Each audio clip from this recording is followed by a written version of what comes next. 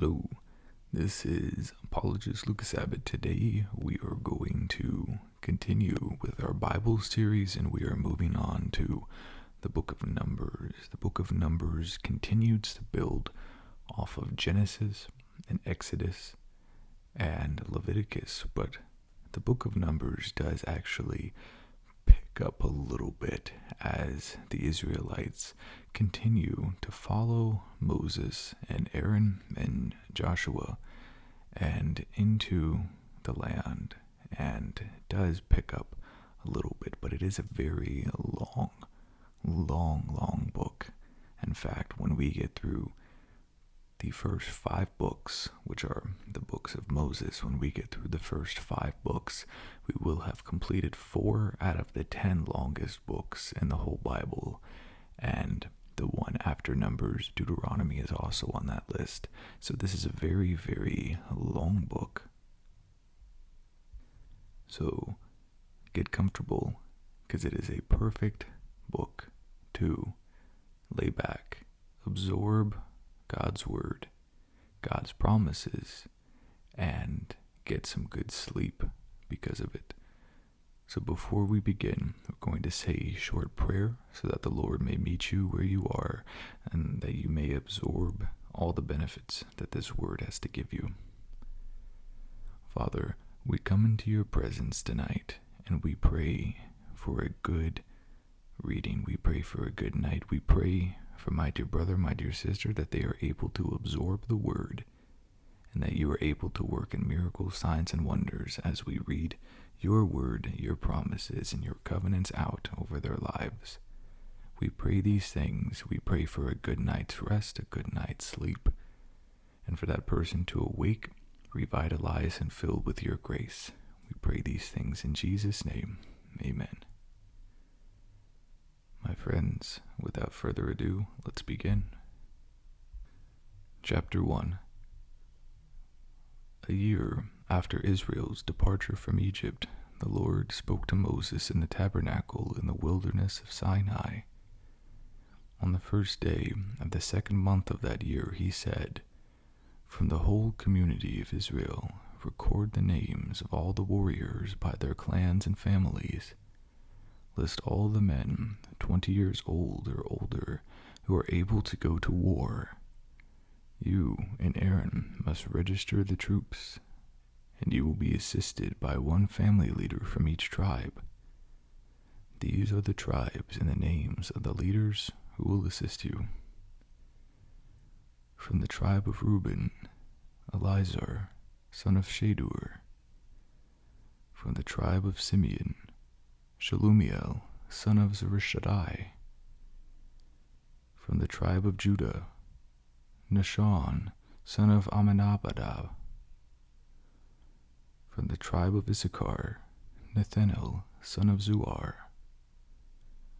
From the tribe of Zebulun, Eliab, son of Helon. From the tribe of Ephraim, son of Joseph Manasseh, Elishama, son of Ammihud, Gamaliel. From the tribe of Manasseh, son of Joseph, Gamaliel, son of Pedahazur. From the tribe of Benjamin, Abidan, son of Gideoni. From the tribe of Dan, Ahiezer, son of Ammishaddai.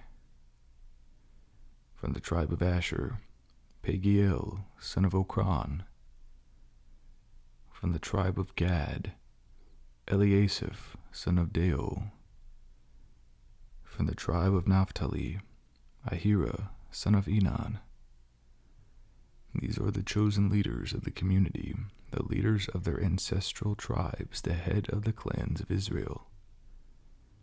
So Moses and Aaron called together these chosen leaders, and they assembled the whole community of Israel on that very day.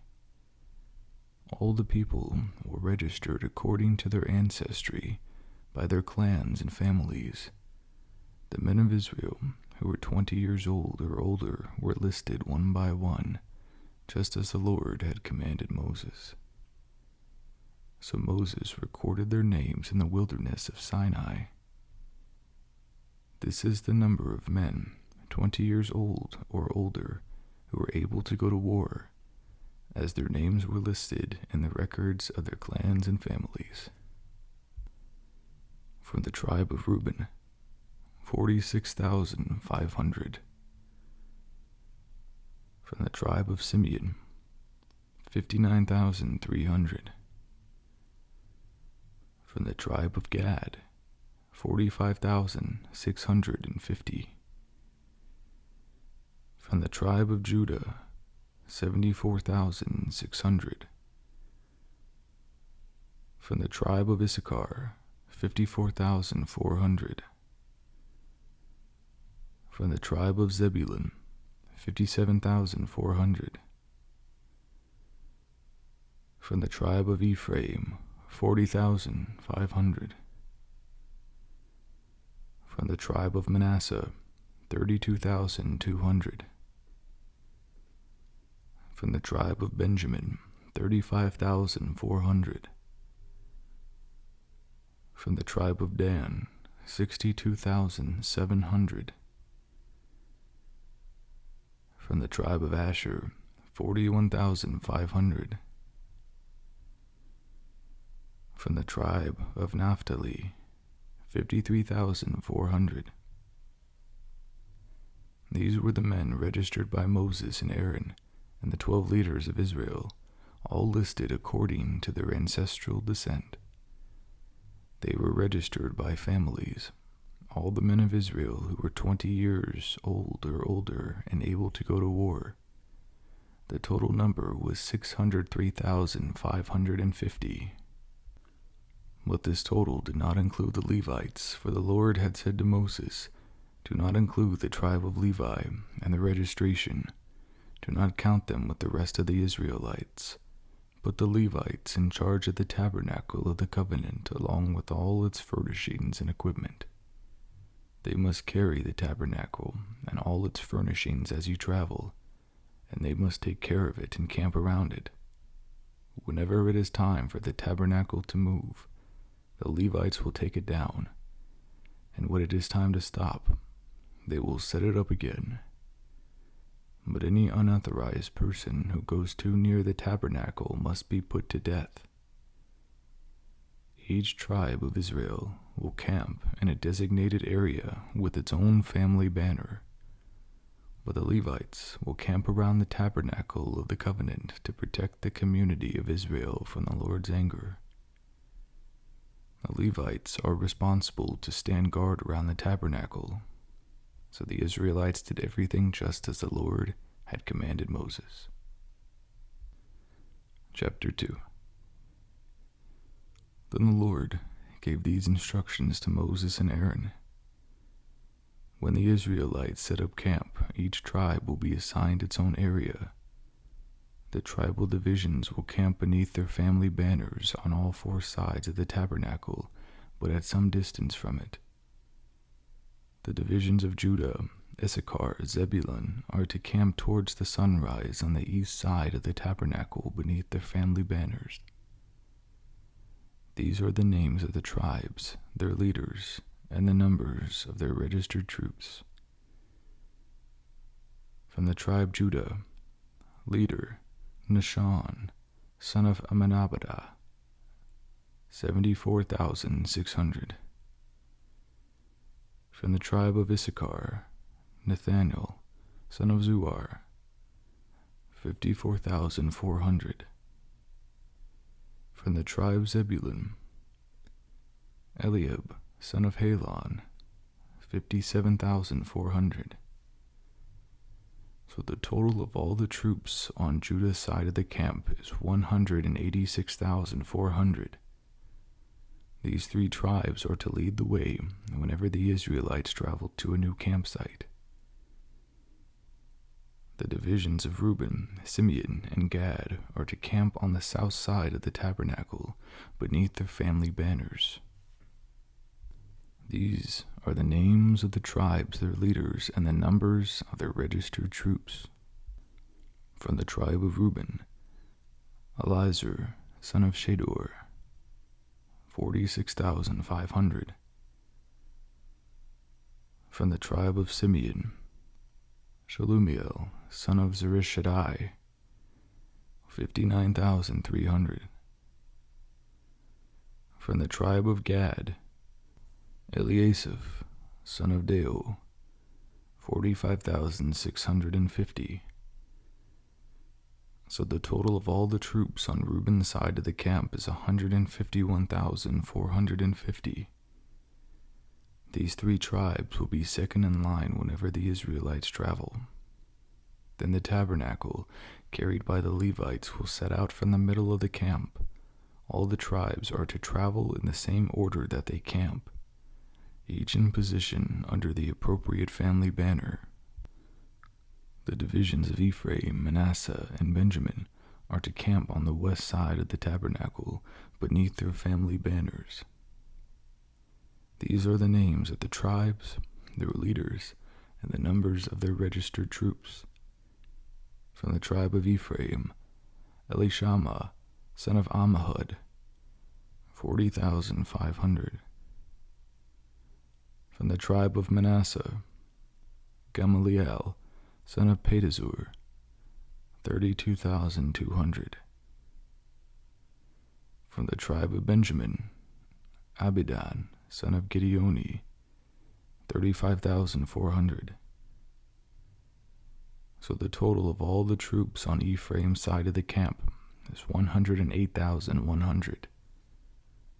These three tribes will be third in line whenever the Israelites travel.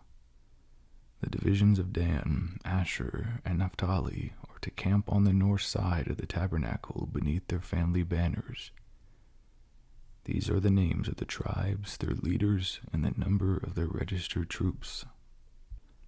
From the tribe of Dan, Ahiezer, son of Ammishaddai, 62,700. From the tribe of Asher, Pagiel, son of Okran, 41,500. From the tribe of Naphtali, Ahira, son of Enan, 53,400. So the total of all the troops on Dan's side of the camp is 157,600. These three tribes will be last, marching under their banners whenever the Israelites travel. In summary, the troops of Israel listed by their families totaled 603,550. But as the Lord had commanded, the Levites were not included in this registration. So the people of Israel did everything as the Lord had commanded Moses.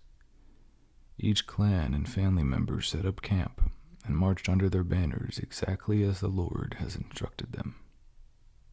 Chapter 3.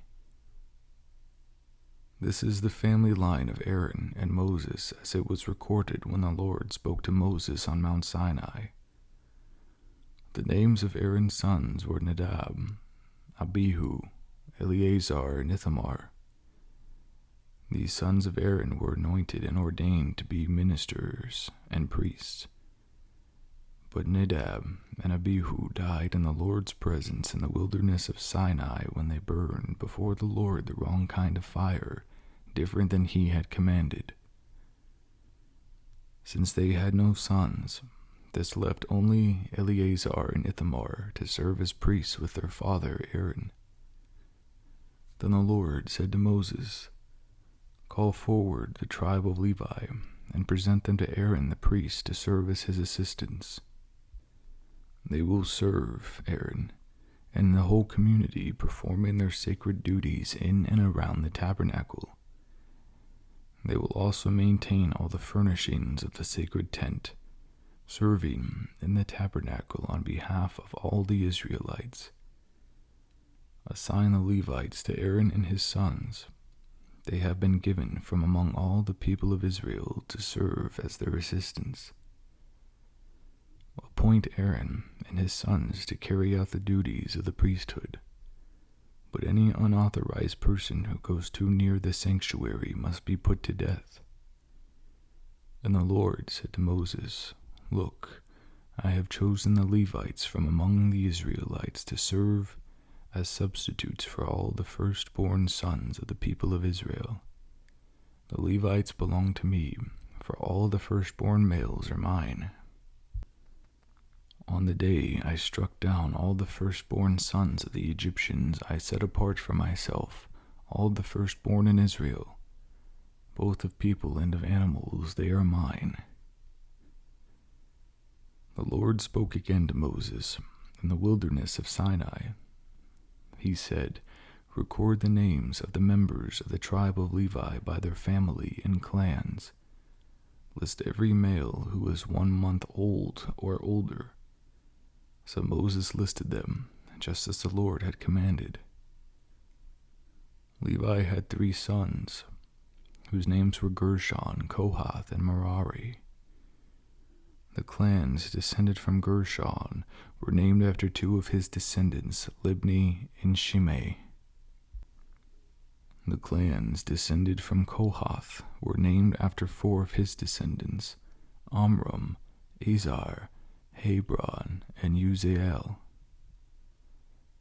The clans descended from Merari were named after 2 of his descendants, Mali and Mushi.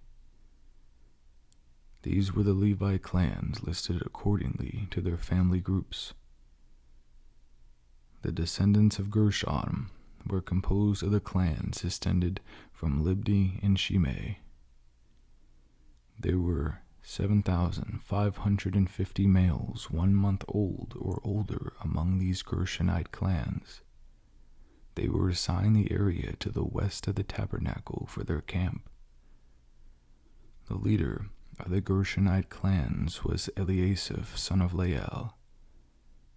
These 2 clans were responsible to care for the tabernacle, including the sacred tent with its layers of coverings, the curtain at its entrance, the curtains of the courtyard that surrounded the tabernacle and altar, the curtain at the courtyard entrance, the ropes, and all the equipment related to their use.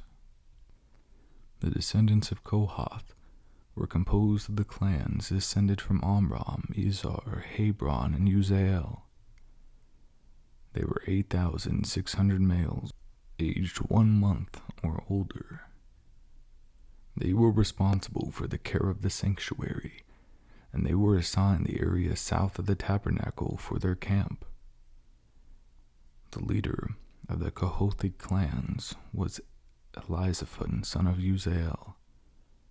These 4 clans were responsible for the care of the ark, the table, the lampstand, the altars, the various articles used in the sanctuary, the inner curtain, and all the equipment related to their use. Eleazar, son of Aaron the priest, was the chief administrator over all the Levites, with special responsibility for the oversight of the sanctuary. The descendants of Merari were composed of the clans descended from Mali and Mushi. There were 6,200 males 1 month old or older among these Merarite clans. They were assigned the area north of the tabernacle for their camp. The leader of the Merarite clans was Zuriel, son of Abihail. These 2 clans were responsible for the care of the frames supporting the tabernacle, the crossbars, the pillars, the bases, and all the equipment related to its use.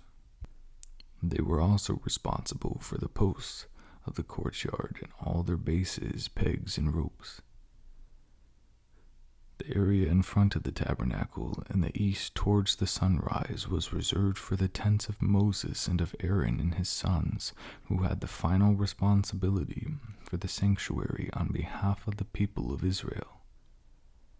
Anyone other than a priest or a Levite who went too near the sanctuary was to be put to death. When Moses and Aaron counted the Levite clans at the Lord's command, the total number was 22,000 males 1 month old or older. Then the Lord said to Moses, "Now count all the firstborn sons in Israel who are 1 month old or older, and make a list of their names. The Levites must be reserved for me as substitutes for the firstborn sons of Israel. I am the Lord. And the Levites' livestock must be reserved for me as substitutes for the firstborn livestock of the whole nation of Israel. So Moses counted the firstborn sons of the people of Israel, just as the Lord had commanded. The number of firstborn sons who were 1 month old or older was 22,273. Then the Lord said to Moses, "Take the Levites as substitutes for the firstborn sons of the people of Israel, and take the livestock of the Levites as substitutes for the firstborn livestock of the people of Israel. The Levites belong to me. There are 273 more firstborn sons of Israel than there are Levites. To redeem these extra firstborn sons, collect 5 pieces of silver for each of them. Give the silver to Aaron and his sons as the redemption price for the extra firstborn sons." So Moses collected the silver for redeeming the firstborn sons of Israel who exceeded the number of Levites. He collected 1,365 pieces of silver on behalf of these firstborn sons of Israel. And Moses gave the silver for the redemption to Aaron and his sons, just as the Lord had commanded. Chapter 4. Then the Lord said to Moses and Aaron, "Record the names of the members of the clans and families of the Kohathite division of the tribe of Levi. List all the men between the ages of 30 and 50 who are eligible to serve in the tabernacle." The duties of the Kohathites at the tabernacle will relate to the most sacred objects. When the camp moves, Aaron and his sons must enter the tabernacle first to take down the inner curtain and cover the Ark of the Covenant with it. Then they must cover the inner curtain with fine goatskin leather and spread over that a single piece of blue cloth. Finally, they must put the carrying poles of the ark in place. Next, they must spread a blue cloth over the table where the bread of the presence is displayed, and on the cloth they will place the bowls, ladles, jars, pitchers, and the special bread. They must spread a scarlet cloth over all of this, and finally a covering of fine goatskin top of the scarlet cloth. Then they must insert the carrying poles into the table. Next, they must cover the lampstand with the blue cloth, along with its lamps, lamp snuffers, trays, and special jars of oil. Then they must cover the lampstand with its accessories with fine goatskin leather and place the bundle on a carrying frame. Next, they must spread a blue cloth over the gold incense altar and cover this cloth with fine goatskin leather. Then they must attach the carrying poles to the altar. They must take all the remaining furnishings of the sanctuary and wrap them in a blue cloth, cover them with fine goatskin leather, and place them on the carrying frame. They must remove the ashes from the altar for sacrifices and cover the altar with purple cloth. All the altar utensils, the fire pans, meat forks, shovels, basins, and all the containers must be placed on the cloth, and a covering of fine goatskin leather must be spread over them. Finally, they must put the carrying poles in place. The camp will be ready to move when Aaron and his sons have finished covering the sanctuary and all the sacred articles. The Kohathites will come and carry these things to the next destination, but they must not touch the sacred objects, for they will die. So these are the things from the tabernacle that the Kohathites must carry. Eleazar, son of Aaron the priest, will be responsible for the oil of the lampstand, the fragrant incense, the daily grain offering, and the anointing oil. In fact, Eleazar will be responsible for the entire tabernacle and everything in it, including the sanctuary and its furnishings. Then the Lord said to Moses and Aaron, "Do not let the Kohathite clans be destroyed from among the Levites. This is what you must do so they will live and not die when they approach the most sacred objects. Aaron and his sons must always go in with them and assign a specific duty or load to each person. The Kohathites must never enter the sanctuary to look at the sacred objects for even a moment, or they will die. And the Lord said to Moses, "Record the names of the members of the clans and families of the Gershonite division of the tribe of Levi. List all the men between the ages of 30 and 50 who are eligible to serve in the tabernacle. These Gershonite clans will be responsible for general service and carrying loads.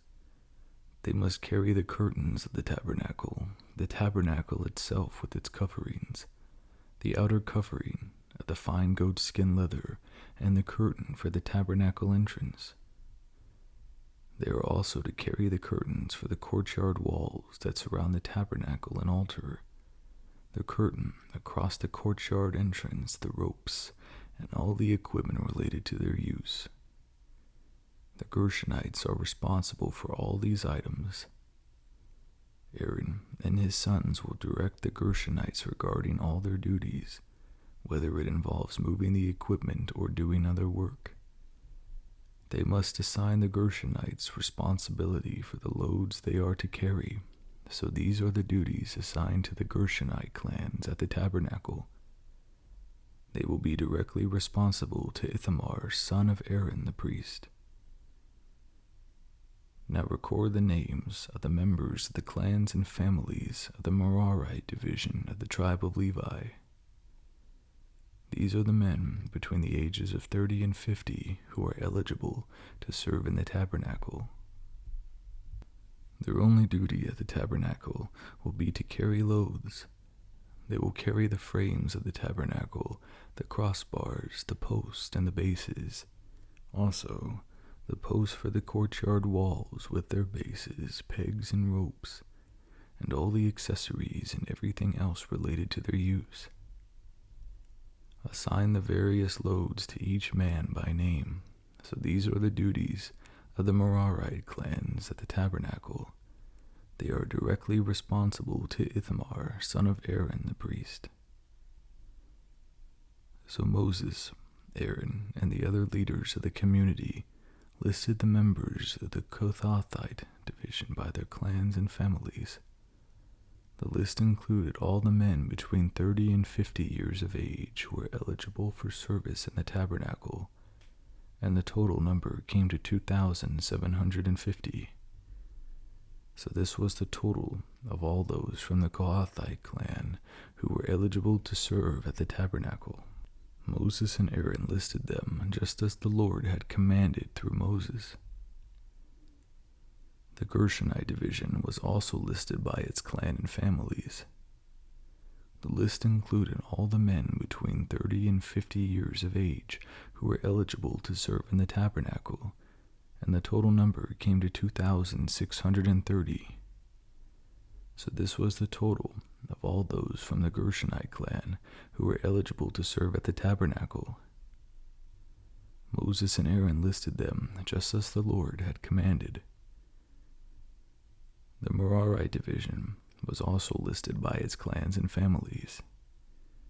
The list included all the men between 30 and 50 years of age who were eligible for service in the tabernacle, and the total number came to 3,200.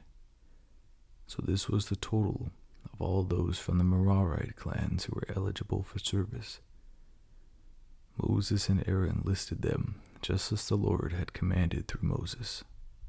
So Moses, Aaron, and the leaders of Israel listed all the Levites by their clans and families, all the men between 30 and 50 years of age who were eligible for service in the tabernacle and for its transportation numbered 8,580. When their names were recorded, as the Lord had commanded through Moses, each man was assigned his task and told what to carry. And so the registration was completed, just as the Lord had commanded Moses. Chapter 5. The Lord gave Moses these instructions. Command the people of Israel to remove from the camp anyone who has a skin disease or a discharge, or who has become ceremonially unclean by touching a dead person. This command applies to men and women alike. Remove them, so they will not defile the camp in which I live among them." So the Israelites did as the Lord had commanded Moses and removed such people from the camp.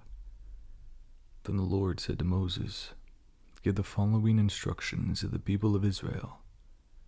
If any of the people, men or women, betray the Lord by doing wrong to another person, they are guilty. They must confess their sin and make full restitution for what they have done, adding an additional 20% in returning it to the person who was wronged. But if the person who was wronged is dead, and there is no near relatives to whom restitution can be made, the payment belongs to the Lord and must be given to the priest. Those who are guilty must also bring a ram as a sacrifice, and they will be purified and made right with the Lord. All the sacred offerings the Israelites bring to the priest, and they will belong to him. Each priest may keep all the sacred donations that he receives." And the Lord said to Moses, "Give the following instructions to the people of Israel. Suppose a man's wife goes astray, and she is unfaithful to her husband, and has relations with another man, but neither her husband nor anyone else knows about it. She has defiled herself, even though there was no witness, and she was not caught in the act. If her husband becomes jealous and is suspicious of his wife, and needs to know whether or not she has defiled herself, the husband must bring his wife to the priest. He must also bring an offering of 2 quarts of barley flour to be presented on her behalf. Do not mix it with olive oil or frankincense, for it is a jealousy offering, an offering to prove whether or not she is guilty. The priest will then present her to stand trial before the Lord. He must take some holy water in a clay jar and pour it into dust he has taken from the tabernacle floor. When the priest has presented the woman before the Lord, he must unbind her hair and place in her hands the offering of proof, the jealousy offering, to determine whether her husband's suspicion is justified. The priest will stand before her, holding the jar of bitter water that brings a curse to those who are guilty. The priest will then put the woman under oath and say to her, "If no other man has had relations with you, and you have not gone astray and defiled yourself while under your husband's authority, may you be immune from the effects of this bitter water that brings on the curse. But if you have gone astray by being unfaithful to your husband, and have defiled yourself by having relations with another man," at this point the priest must put the woman under oath by saying, "May the people know that the Lord's curse is upon you when he makes you infertile, causing your womb to shrivel and your abdomen to swell. Now may this water that brings the curse enter your body and cause your abdomen to swell and your womb to shrivel." And the woman will be required to say, "Yes, let it be so." And the priest will write these curses on a piece of leather and wash them off into the bitter water. He will make the woman drink the bitter water that brings on the curse. When the water enters her body, it will cause bitter suffering if she is guilty. The priest will take the jealousy offering from the woman's hand, lift it up before the Lord, and carry it to the altar. He will take a handful of the flour as a token portion and burn it on the altar, and he will require the woman to drink the water. If she has defiled herself by being unfaithful to her husband, the water that brings on the curse will cause bitter suffering. Her abdomen will swell and her womb will shrink, and her name will become a curse among her people. But if she has not defiled herself and is pure, then she will be unharmed and will still be able to have children. This is the ritual law for dealing with suspicion. If a woman goes astray and defiles herself while under her husband's authority, or if a man becomes jealous and is suspicious that his wife has been unfaithful, the husband must present his wife before the Lord. and the priest will apply this entire ritual law to her. The husband will be innocent of any guilt in this matter, but his wife will be held accountable for her sin. Chapter 6. Then the Lord said to Moses, "Give the following instruction to the people of Israel. If any of the people, either men or women, take the special vow of a Nazirite, setting themselves apart to the Lord in a special way, they must give up wine and other alcohol. They must not use vinegar made from wine or from other alcoholic drinks. They must not drink fresh grape juice, and they must not eat grapes or raisins. As long as they are bound by their Nazirite vow, they are not allowed to eat or drink anything that comes from a grapevine, not even the grape seeds or skins. They must never cut their hair throughout the time of their vow, for they are holy and set apart to the Lord. Until the time of their vow has been fulfilled, they must let their hair grow long, and they must not go near a dead body during the entire period of their vow to the Lord. Even if the dead person is their own father, mother, brother, or sister, they must not defile themselves, for the hair on their head is the symbol of their separation to God. This requirement applies as long as they are set apart to the Lord. If someone falls dead beside them, the hair they have dedicated will be defiled. They must wait for 7 days and then shave their heads. Then they will be cleansed from their defilement. On the 8th day, they must bring 2 turtle doves or 2 young pigeons to the priest at the entrance of the tabernacle. The priest will offer one of the birds for a sin offering and the other for a burnt offering. In this way he will purify them from any guilt they incurred through contact with the dead body. Then they must reaffirm their commitment and let their hair begin to grow again. The days of their vow that were completed before their defilement no longer count. They must rededicate themselves to the Lord as a Nazirite for the full term of their vow, and each must bring a 1-year-old male lamb for a guilt offering.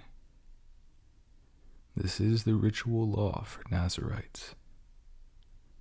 At the conclusion of their time of separation of Nazirites, they must each go to the entrance of the tabernacle and offer their sacrifices to the Lord. A 1-year-old male lamb without defect for a burnt offering, a 1-year-old female lamb without defect for a sin offering, a ram without defect for a peace offering, a basket of bread made without yeast, cakes of choice flour mixed with olive oil, and wafers spread with olive oil, along with their prescribed grain offerings and liquid offerings. The priest will present these offerings before the Lord. First the sin offering and the burnt offering, then the ram for a peace offering, along with a basket of bread made without yeast.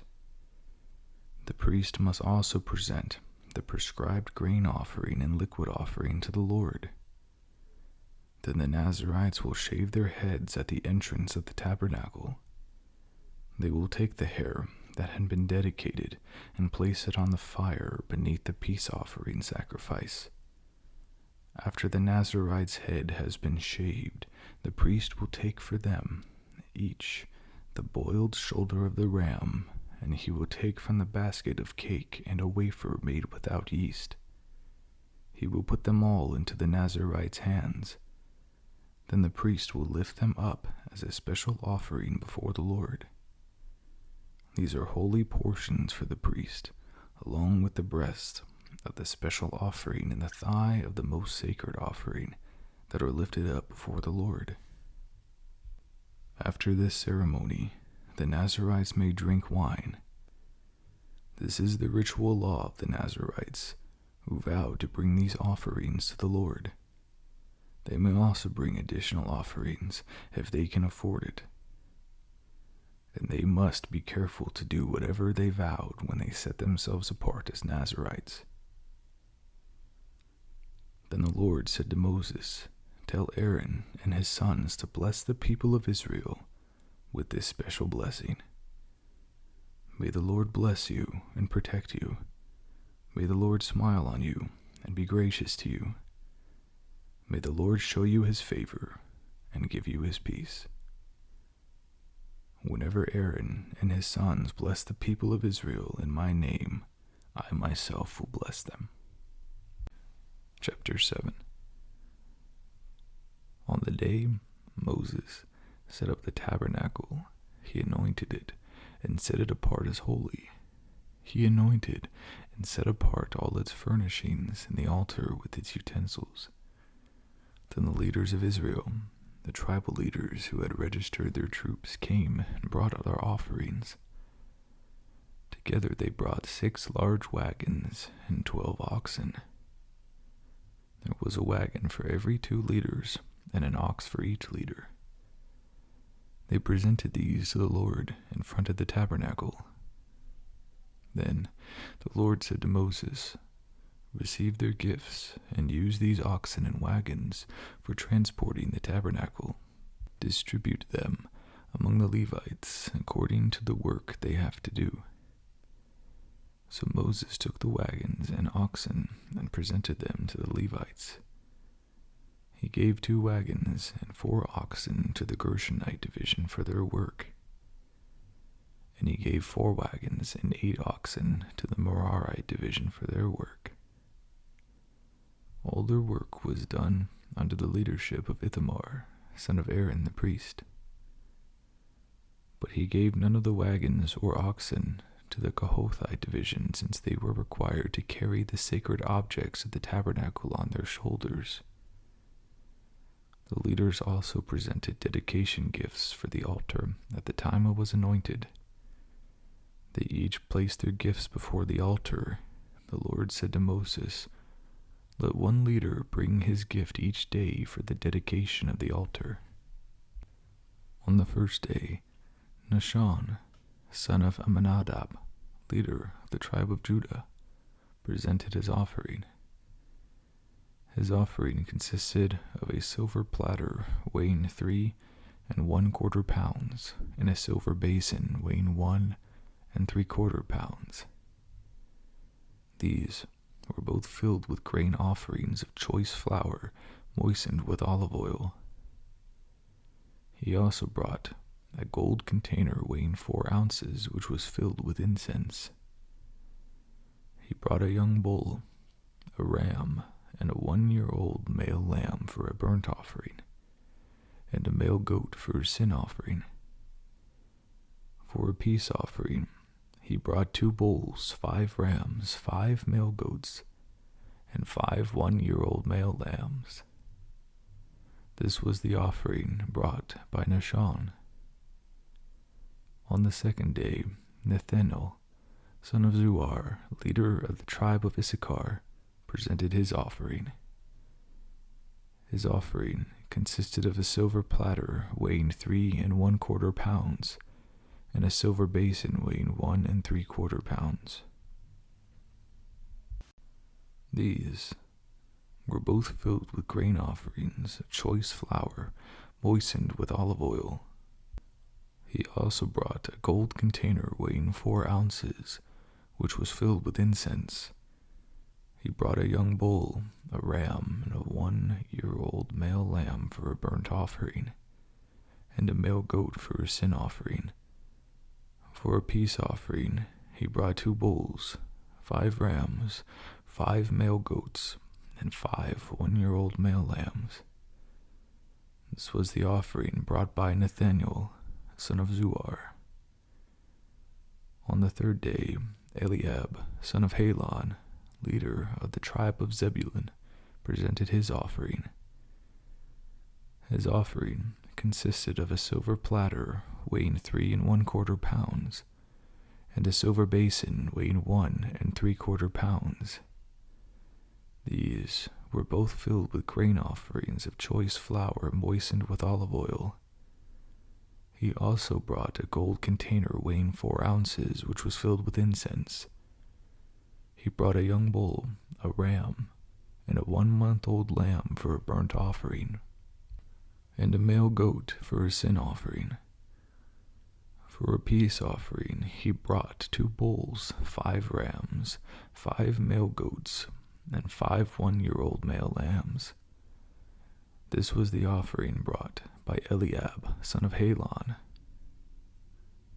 On the 4th day, Eliezer, son of Shedor, leader of the tribe of Reuben, presented his offering. His offering consisted of a silver platter weighing 3 1/4 pounds, and a silver basin weighing 1 3/4 pounds. These were both filled with grain offerings of a choice flour moistened with olive oil. He also brought a gold container weighing 4 ounces, which was filled with incense. He brought a young bull, a ram, and a 1-year-old male lamb for a burnt offering, and a male goat for a sin offering. For a peace offering, he brought 2 bulls, 5 rams, 5 male goats, and 5 one-year-old male lambs. This was the offering brought by Eliezer, son of Shedor. On the 5th day, Shelumiel, son of Zurishaddai, leader of the tribe of Simeon, presented his offering. His offering consisted of a silver platter weighing 3 1/4 pounds, and a silver basin weighing 1 3/4 pounds. These were both filled with grain offerings of choice flour moistened with olive oil. He also brought a gold container weighing 4 ounces, which was filled with incense. He brought a young bull, a ram, and a 1-year-old male lamb for a burnt offering, and a male goat for a sin offering. For a peace offering, he brought 2 bulls, 5 rams, 5 male goats, and 5 one-year-old male lambs. This was the offering brought by Shelumiel, son of Zurishaddai. On the 6th day, Eliasaph, son of Deo, leader of the tribe of Gad, presented his offering. His offering consisted of a silver platter weighing 3 1/4 pounds and a silver basin weighing 1 3/4 pounds. These were both filled with grain offerings of choice flour moistened with olive oil. He also brought a gold container weighing 4 ounces, which was filled with incense. He brought a young bull, a ram, and a 1-year-old male lamb for a burnt offering, and a male goat for a sin offering. For a peace offering, he brought 2 bulls, 5 rams, 5 male goats, and 5 one-year-old male lambs. This was the offering brought by Eliasaph, son of Deo. On the 7th day, Elishama, son of Ammihud, leader of the tribe of Ephraim, presented his offering. His offering consisted of a silver platter weighing 3 1/4 pound, and a silver basin weighing 1 3/4 pound. These were both filled with grain offerings of choice flour, moistened with olive oil. He also brought a gold container weighing 4 ounces, which was filled with incense.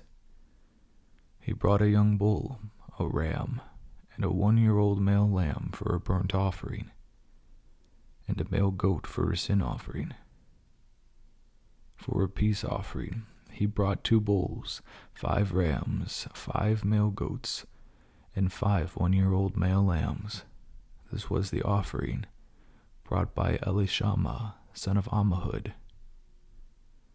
On the 8th day, Gamaliel, son of Pedazur, leader of the tribe of Manasseh, presented his offering.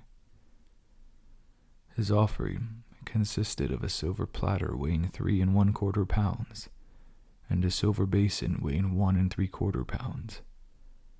These were both filled with grain offerings of choice flour moistened with olive oil. He also brought a gold container weighing 4 ounces, which was filled with incense. He brought a young bull, a ram, and a 1-year-old male lamb for a burnt offering, and a male goat for a sin offering. For a peace offering, he brought 2 bulls, 5 rams, 5 male goats, and 5 one-year-old male lambs. This was the offering brought by Gamaliel, son of Pedazur. On the 9th day, Abidan, son of Gideoni, leader of the tribe of Benjamin, presented his offering. His offering consisted of a silver platter weighing 3 1/4 pounds, and a silver basin weighing 1 3/4 pounds. These were both filled with grain offerings of choice flour moistened with olive oil. He also brought a gold container weighing 4 ounces, which was filled with incense. He brought a young bull, a ram, and a 1-year-old male lamb for a burnt offering, and a male goat for a sin offering. For a peace offering, he brought 2 bulls, 5 rams, 5 male goats, and 5 one-year-old male lambs. This was the offering brought by Abidan, son of Gideoni. On the 10th day, Ahiezer, son of Ammishaddai, leader of the tribe of Dan, presented his offering. His offering consisted of a silver platter weighing 3 1/4 pounds and a silver basin weighing 1 3/4 pounds. These were both filled with grain offerings of choice flour moistened with olive oil. He also brought a gold container weighing 4 ounces, which was filled with incense.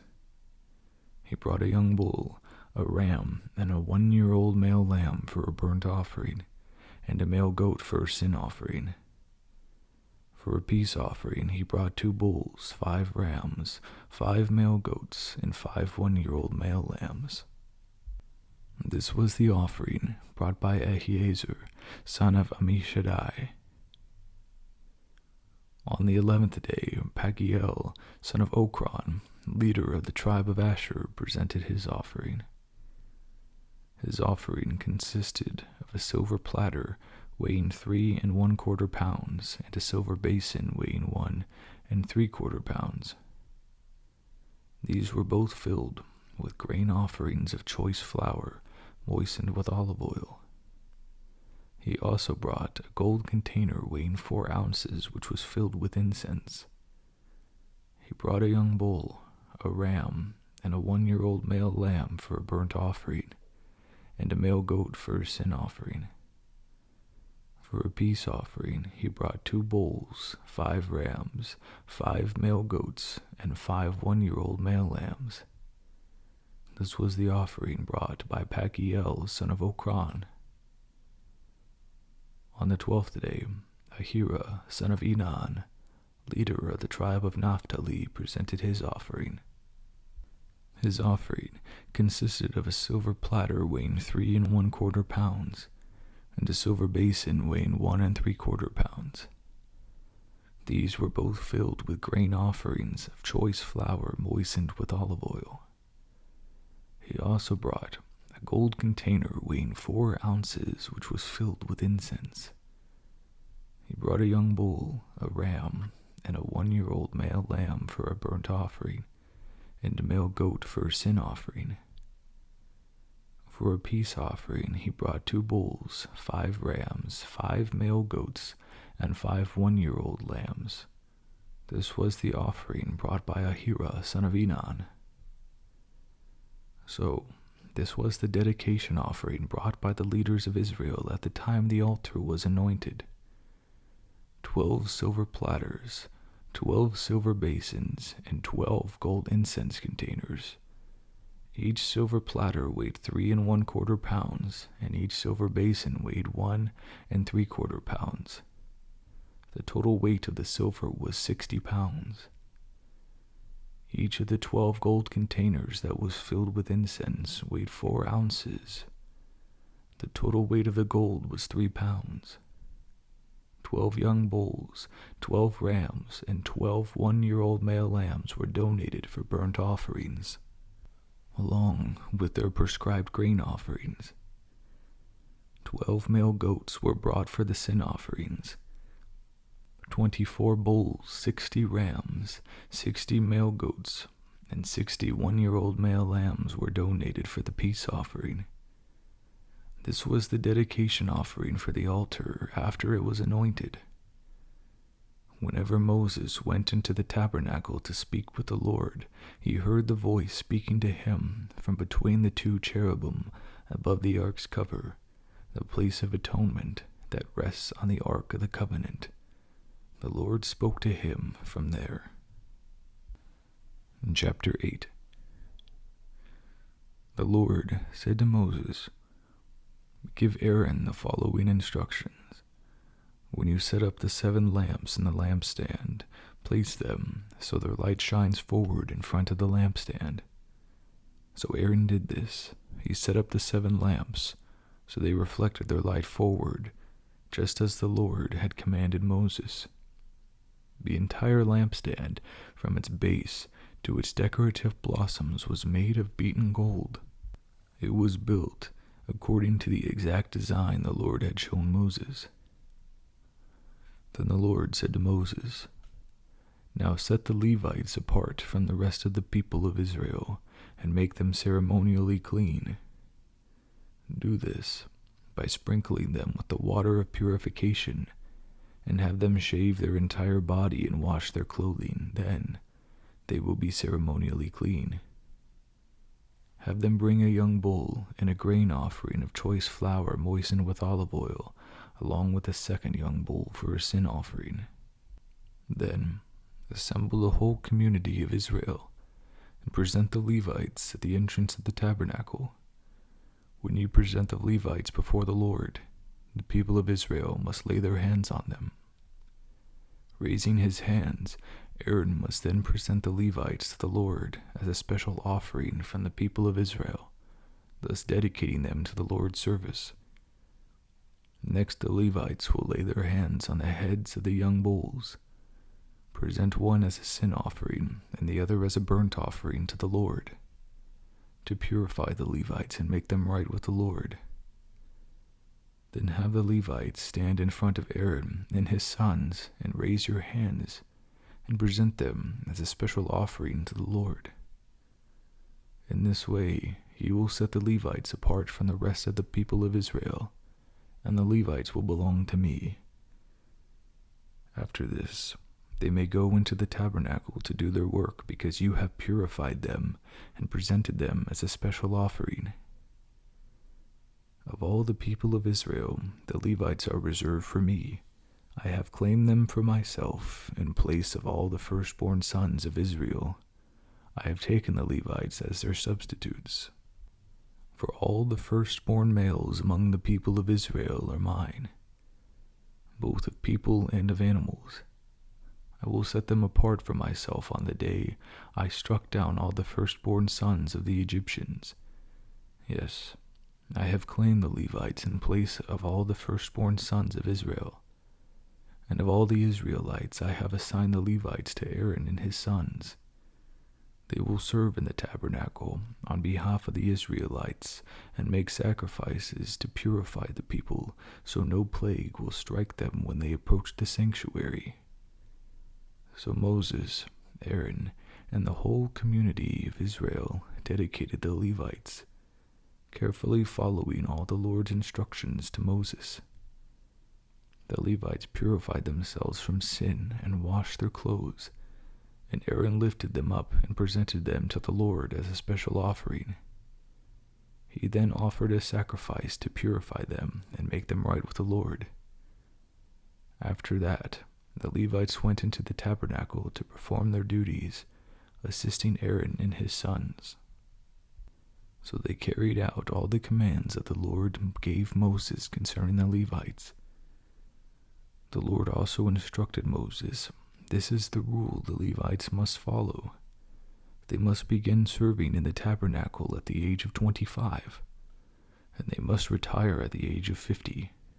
After retirement, they may assist their fellow Levites by serving as guards at the tabernacle, but they may not officiate in the service.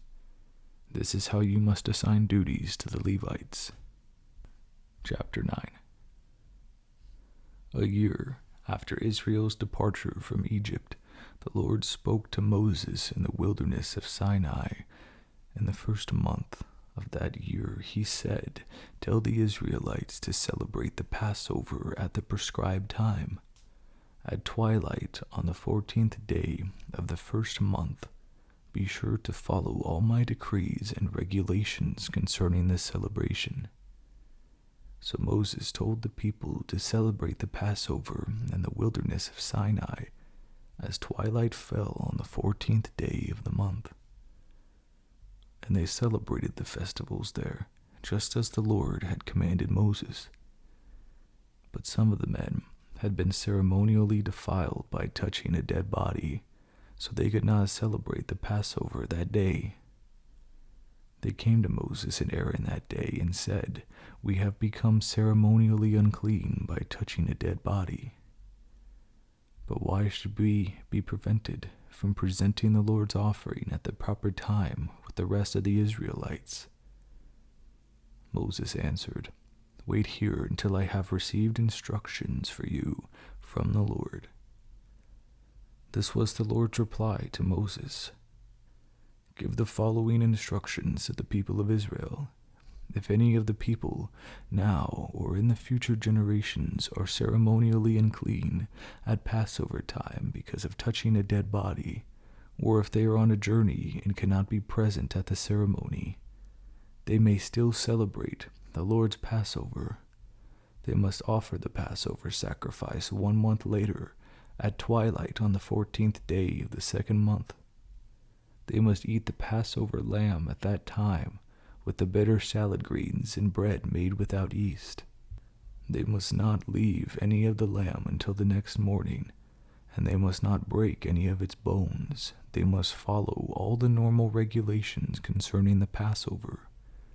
But those who neglect to celebrate the Passover at the regular time, even though they are ceremonially clean and not away on a trip, will be cut off from the community of Israel.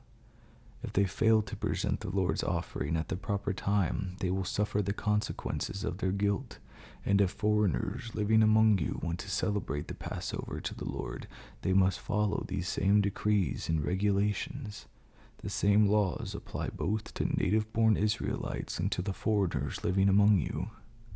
On the day the tabernacle was set up, the cloud covered it, but from evening until morning the cloud over the tabernacle looked like a pillar of fire. This was the regular pattern. At night the cloud that covered the tabernacle had the appearance of fire. Whenever the cloud lifted from over the sacred tent, the people of Israel would break camp and follow it. And wherever the cloud settled, the people of Israel would set up camp. In this way, they traveled and camped at the Lord's command whenever he told them to go.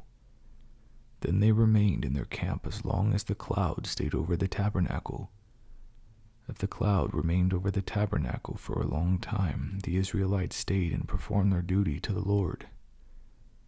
Sometimes the cloud would stay over the tabernacle for only a few days, so the people would stay for only a few days as the Lord commanded. Then at the Lord's command, they would break camp and move on. Sometimes the cloud stayed only overnight and lifted the next morning. But day or night, when the cloud lifted, the people broke camp and moved on. When the cloud stayed above the tabernacle for 2 days, a month or a year, the people of Israel stayed in camp and did not move on. But as soon as it lifted, they broke camp and moved on. So they camped or traveled at the Lord's command, and they did whatever the Lord told them through Moses. Chapter 10. Now the Lord said to Moses, "Make 2 trumpets of hammered silver for calling the community to assemble and for signaling the breaking of camp. When both trumpets are blown, everybody must gather before you at the entrance of the tabernacle. But if only one trumpet is blown, then only the leaders, the heads of the clans of Israel, must present themselves to you. When you sound the signal to move on, the tribes camped on the east side of the tabernacle must break camp and move forward. When you sound the signal a second time, the tribes camped on the south will follow. You must sound short blasts as the signal for moving on. But when you call the people to an assembly, blow the trumpets with a different signal. Only the priests, Aaron's descendants, are allowed to blow the trumpets.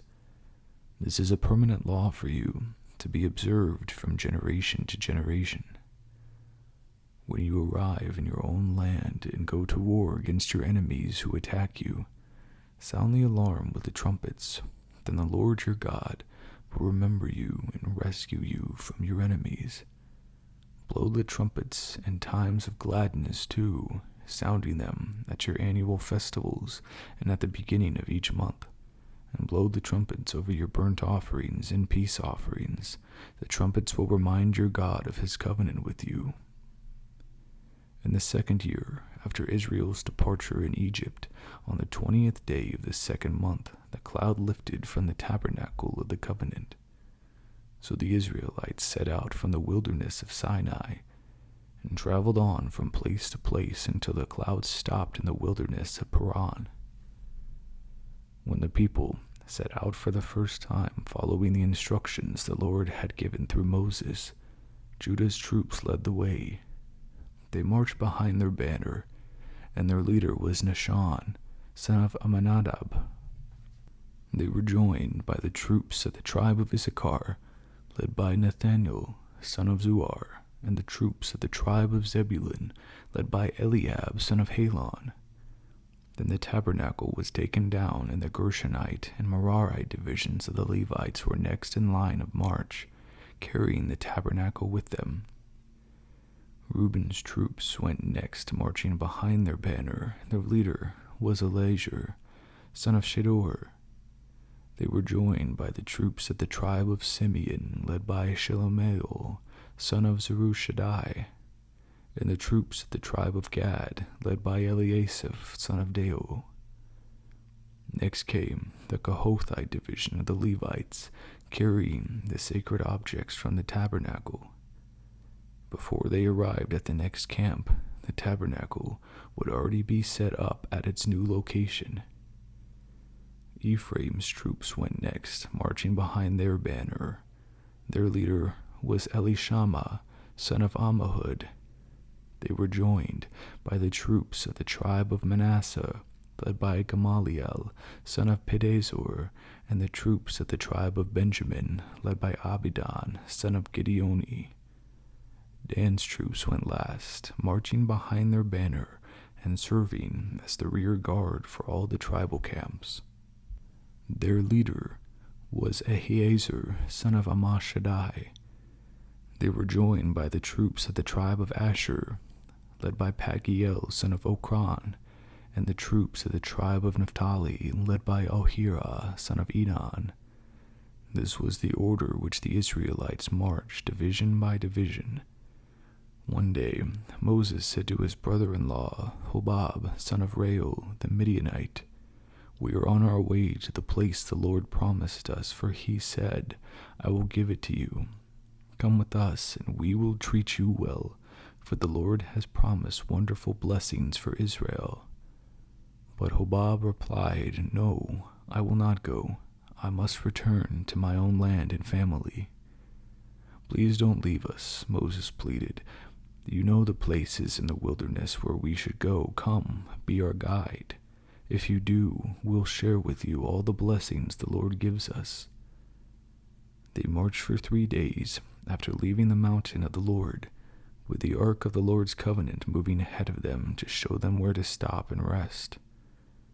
As they moved on each day, the cloud of the Lord hovered over them, and whenever the ark set out, Moses would shout, "Arise, O Lord, and let your enemies be scattered, let them flee before you."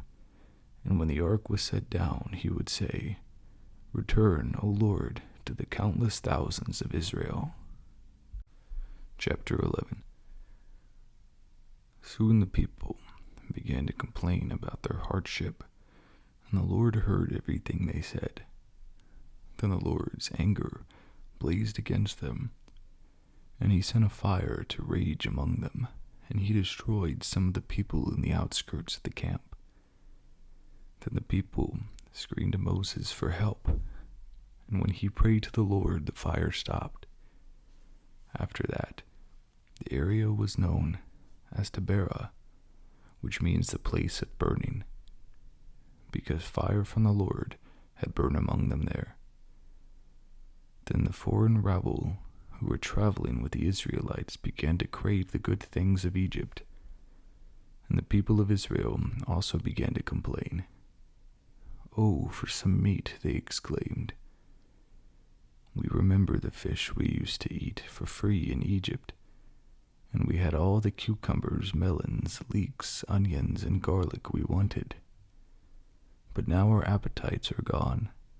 All we ever see is this manna." The manna looked like small coriander seeds, and it was pale yellow like gum resin. The people would go out and gather it from the ground.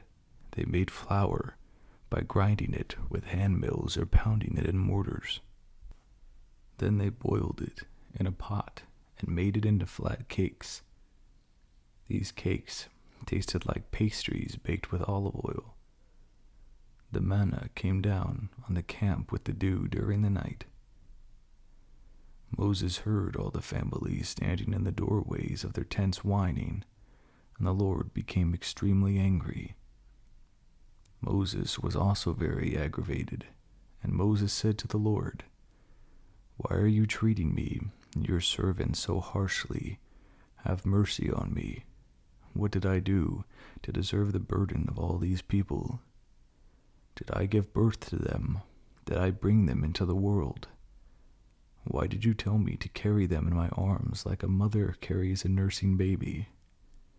How can I carry them to the land you swore to give their ancestors? Where am I supposed to get meat for all these people? They keep whining to me, saying, 'Give us meat to eat.'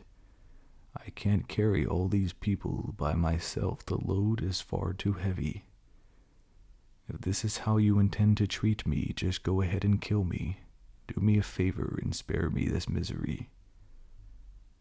Then the Lord said to Moses, "Gather before me 70 men who are recognized as elders of the leaders of Israel. Bring them to the tabernacle to stand there with you. I will come down and talk to you there. I will take some of the spirit that is upon you, and I will put the spirit upon them also. They will bear the burden of the people along with you, so you will not have to carry it alone. And say to the people, 'Purify yourselves, for tomorrow you will have meat to eat.' You are whining, and the Lord heard you when you cry, 'Oh, for some meat, we were better off in Egypt.' Now the Lord will give you meat, and you will have to eat it. And it won't be just for a day or two, or for 5 or 10 or even 20. You will eat it for a whole month until you gag and are sick of it. For you have rejected the Lord, who is here among you, and you have whined to him, saying, 'Why did we ever leave Egypt?' But Moses responded to the Lord, 'There are 600,000 foot soldiers here with me, and yet you say I will give them meat for a whole month. Even if we had butchered all our flocks and herds, would that satisfy them? Even if we caught all the fish in the sea, would that be enough?'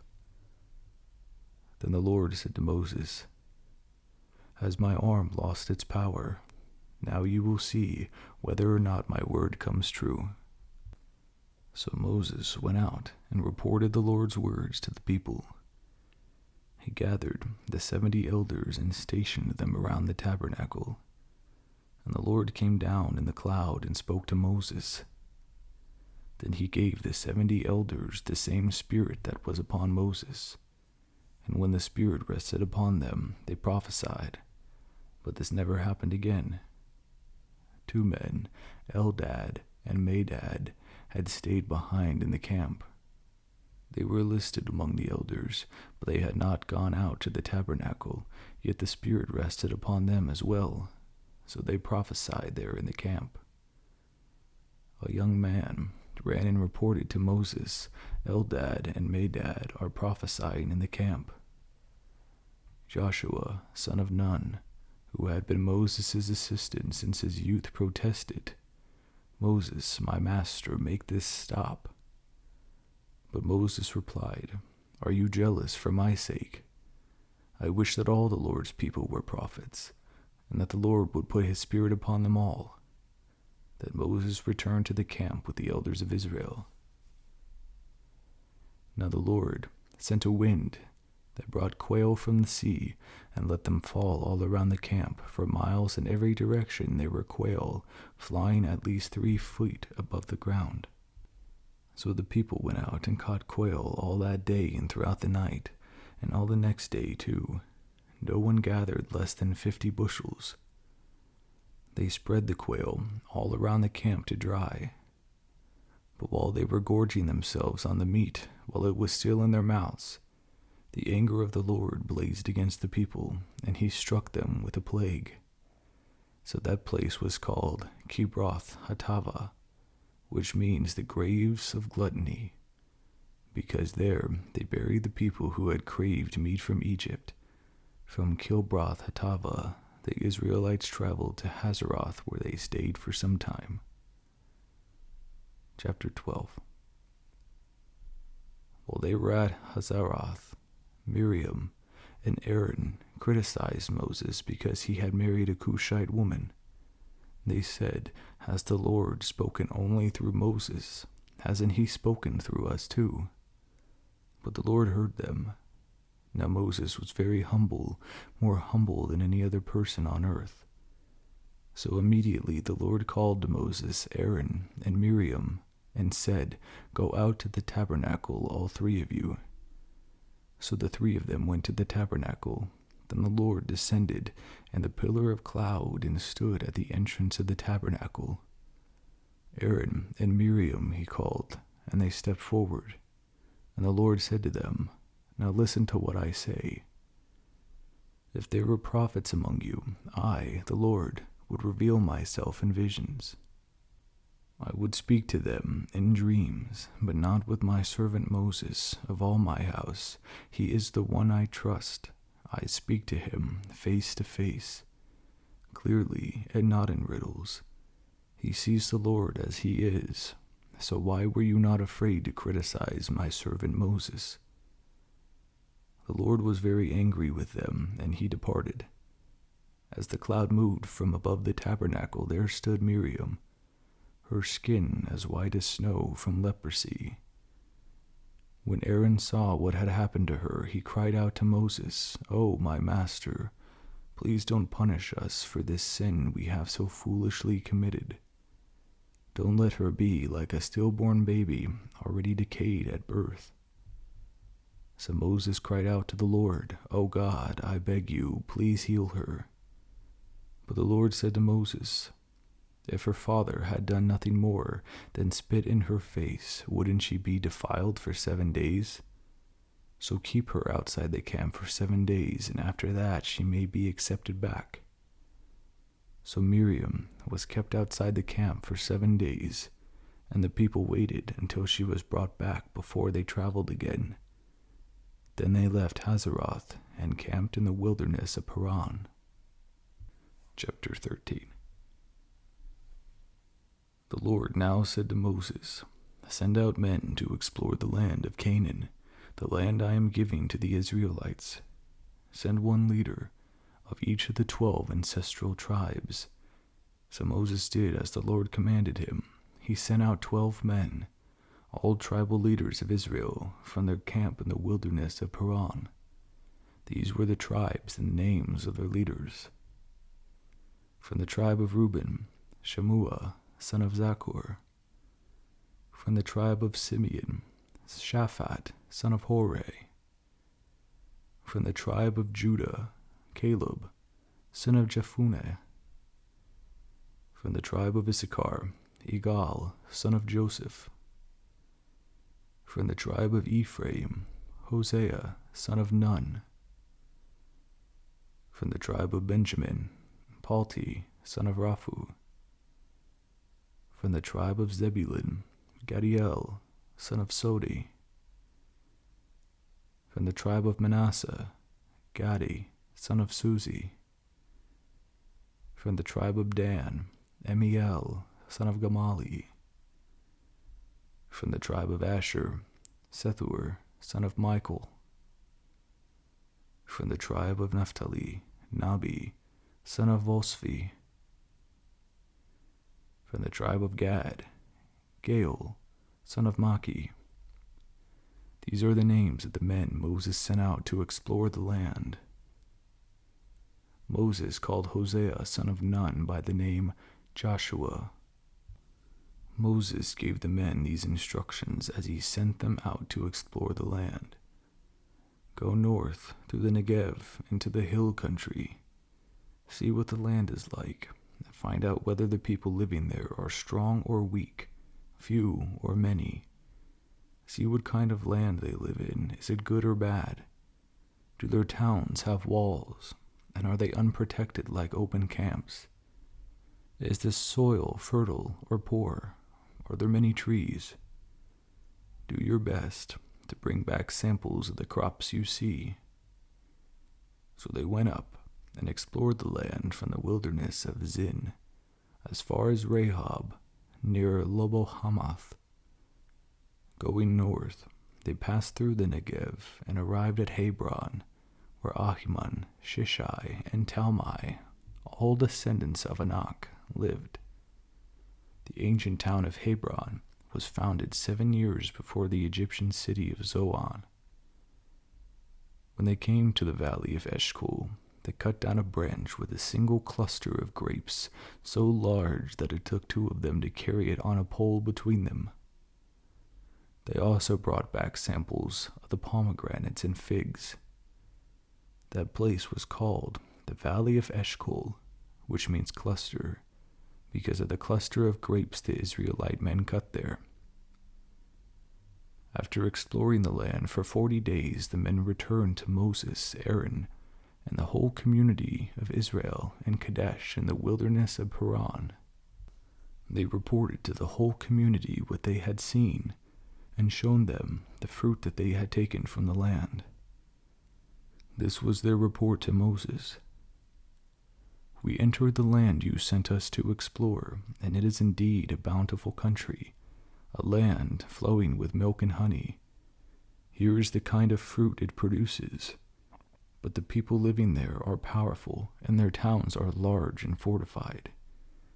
We saw giants there, the descendants of Anak.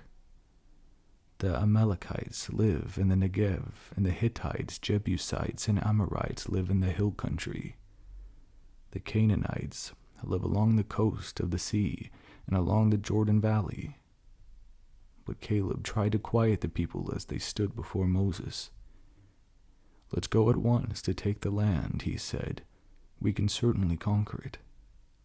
But the other men who had explored the land with him disagreed. We can't go up against them. They are stronger than we are.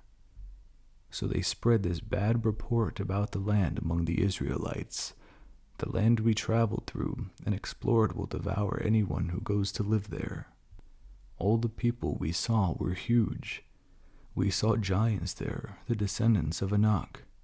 Next to them, we felt like grasshoppers, and that's what they thought as well. Chapter 14. Then the whole community began weeping aloud, and they cried all night. Their voices rose in a great chorus of protest against Moses and Aaron. If only we had died in Egypt, or even here in the wilderness, they complained. Why is the Lord taking us to this country only to have us die in battle? Our wives and our little ones will be carried off as plunder. Wouldn't it be better for us to return to Egypt? Then they plotted among themselves. Let's choose a new leader and go back to Egypt. Then Moses and Aaron fell face down to the ground before the whole community of Israel. 2 of the men who had explored the land, Joshua, son of Nun, and Caleb, son of Jephunneh, tore their clothing. They said to all the people of Israel, the land we traveled through and explored is a wonderful land. And if the Lord is pleased with us, he will bring us safely into that land and give it to us. It is a rich land flowing with milk and honey. Do not rebel against the Lord. And don't be afraid of the people in the land. They are only helpless prey to us. They have no protection, but the Lord is with us. Don't be afraid of them." But the whole community began to talk about stoning Joshua and Caleb. Then the glorious presence of the Lord appeared to all the Israelites at the tabernacle. And the Lord said to Moses, "How long will these people treat me with contempt?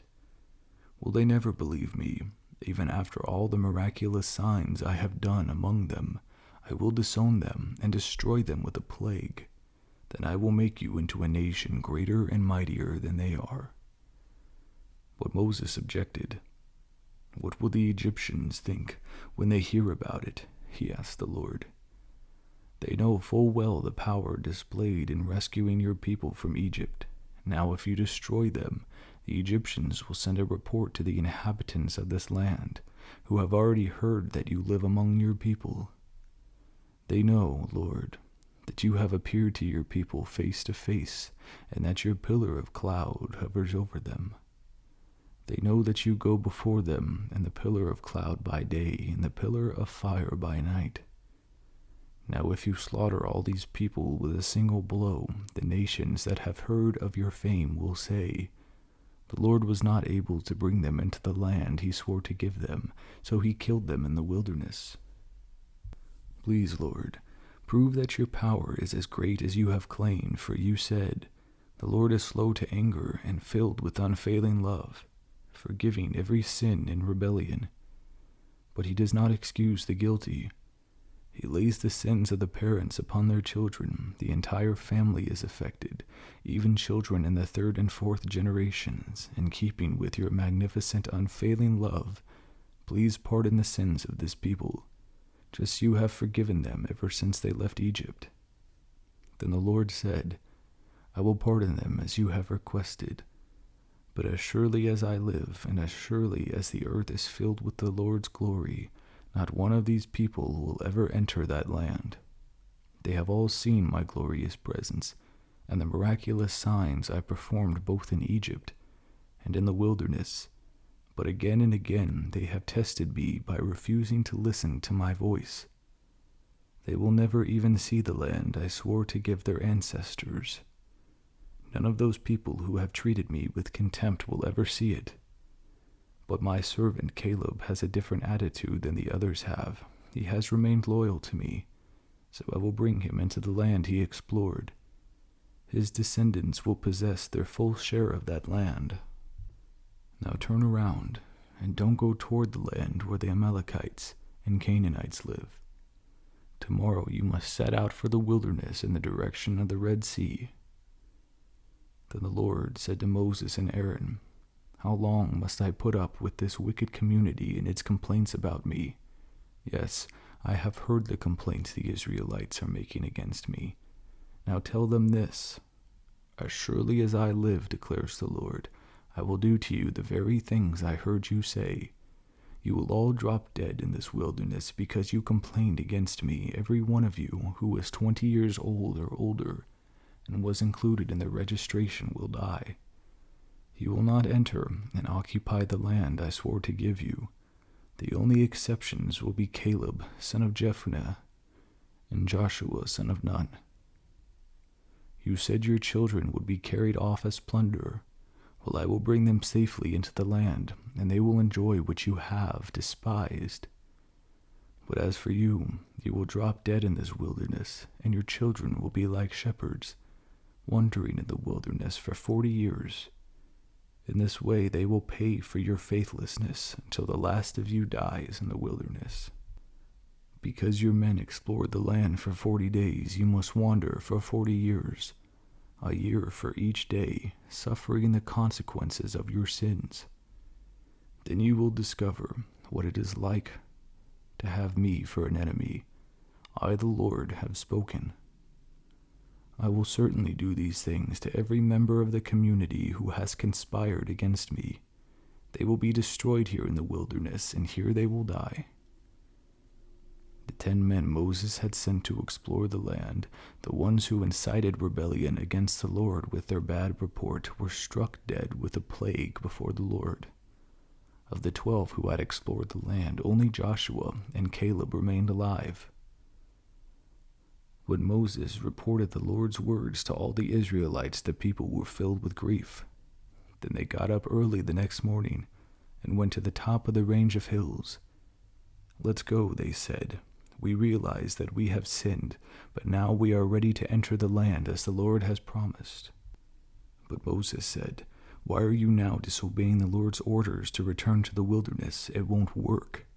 Do not go up into the land now. You will only be crushed by your enemies because the Lord is not with you. When you face the Amalekites and the Canaanites in battle, you will be slaughtered.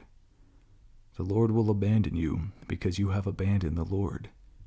But the people defiantly pushed ahead towards the hill country, even though neither Moses nor the ark of the Lord's covenant left the camp. Then the Amalekites and the Canaanites who lived in those hills came down and attacked them, and chased them back as far as Hormah. Chapter 15. Then the Lord told Moses, "Give the following instructions to the people of Israel. When you finally settle in the land I am giving you, you will offer special gifts as a pleasing aroma to the Lord. These gifts may take the form of a burnt offering, a sacrifice to fulfill a vow, a voluntary offering, or an offering at any of your annual festivals, and they may be taken from your herds of cattle or your flocks of sheep and goats. When you present these offerings, you must also give the Lord a grain offering of 2 quarts of choice flour mixed with 1 quart of olive oil. For each lamb offered as a burnt offering or a special sacrifice, you must also present 1 quart of wine as a liquid offering. If the sacrifice is a ram, give a grain offering of 4 quarts of choice flour mixed with 1/3 of a gallon of olive oil, and give 1/3 of a gallon of wine as a liquid offering. This will be a pleasing aroma to the Lord. When you present a young bull as a burnt offering or as a sacrifice to fulfill a vow or as a peace offering to the Lord, you must also give grain offering of 6 quarts of choice flour mixed with 2 quarts of olive oil, and give 2 quarts of wine as a liquid offering. This will be a special gift, a pleasing aroma to the Lord. Each sacrifice of a bull, ram, lamb, or young goat should be prepared in this way. Follow these instructions with each offering you present. All of you, native-born Israelites, must follow these instructions when you offer a special gift as a pleasing aroma to the Lord. And if any foreigners visit you or live among you and want to present a special gift as a pleasing aroma to the Lord, they must follow these same procedures. Native-born Israelites and foreigners are equal before the Lord and are subject to the same decrees. This is a permanent law for you, to be observed from generation to generation. The same instructions and regulations will apply both to you and to the foreigners living among you." Then the Lord said to Moses, "Give the following instructions to the people of Israel. When you arrive in the land where I am taking you, and you eat the crops that grow there, you must set aside as a sacred offering to the Lord. Present a cake from the first of the flour you grind, and set it aside as a sacred offering, as you do with the first grain from the threshing floor. Throughout the generations to come, you are to present a sacred offering to the Lord each year from the first of your ground flour.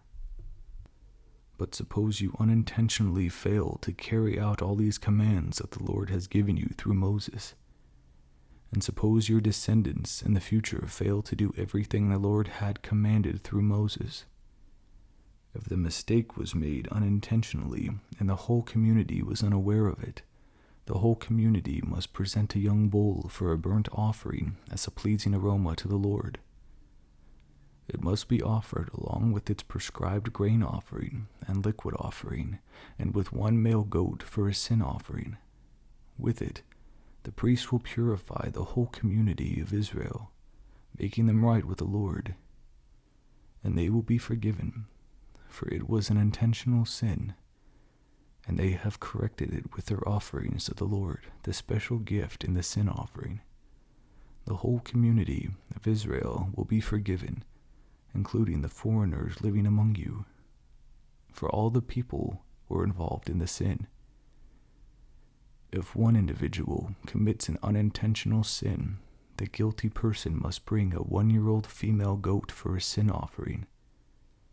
The priest will sacrifice it to purify the guilty person before the Lord, and the person will be forgiven. These same instructions apply both to native-born Israelites and to the foreigners living among you.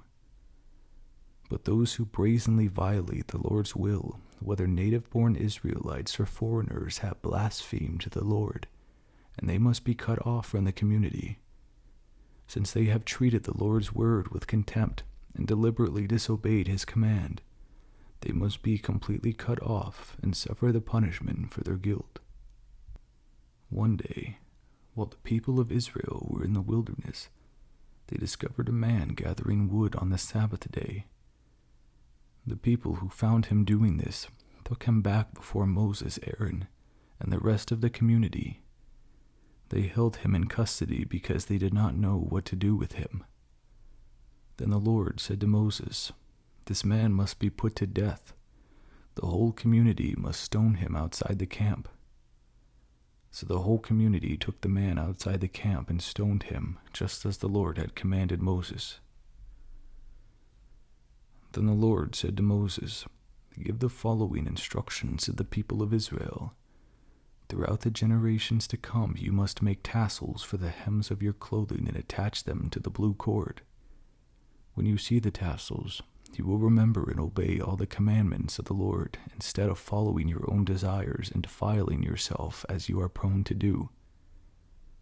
The tassels will help you remember that you must obey all my commands and be holy to your God. I am the Lord your God who brought you out of the land of Egypt, that I might be your God. I am the Lord your God." Chapter 16. One day, Korah, son of Izhar, a descendant of Kohath, son of Levi, conspired with Dathan and Abiram, the sons of Eliab, and On, son of Peleth, from the tribe of Reuben. They incited a rebellion against Moses, along with 250 leaders of the community, all prominent members of the assembly. They united against Moses and Aaron and said, "You have gone too far. The whole community of Israel has been set apart by the Lord, and he is with all of us. What right do you have to act as though you are greater than the rest of the Lord's people?" When Moses heard what they were saying, he fell face down on the ground. Then he said to Korah and his followers, "Tomorrow morning the Lord will show us who belongs to him and who is holy. The Lord will allow only those whom he selects to enter his own presence. Korah, you and all your followers must prepare your incense burners.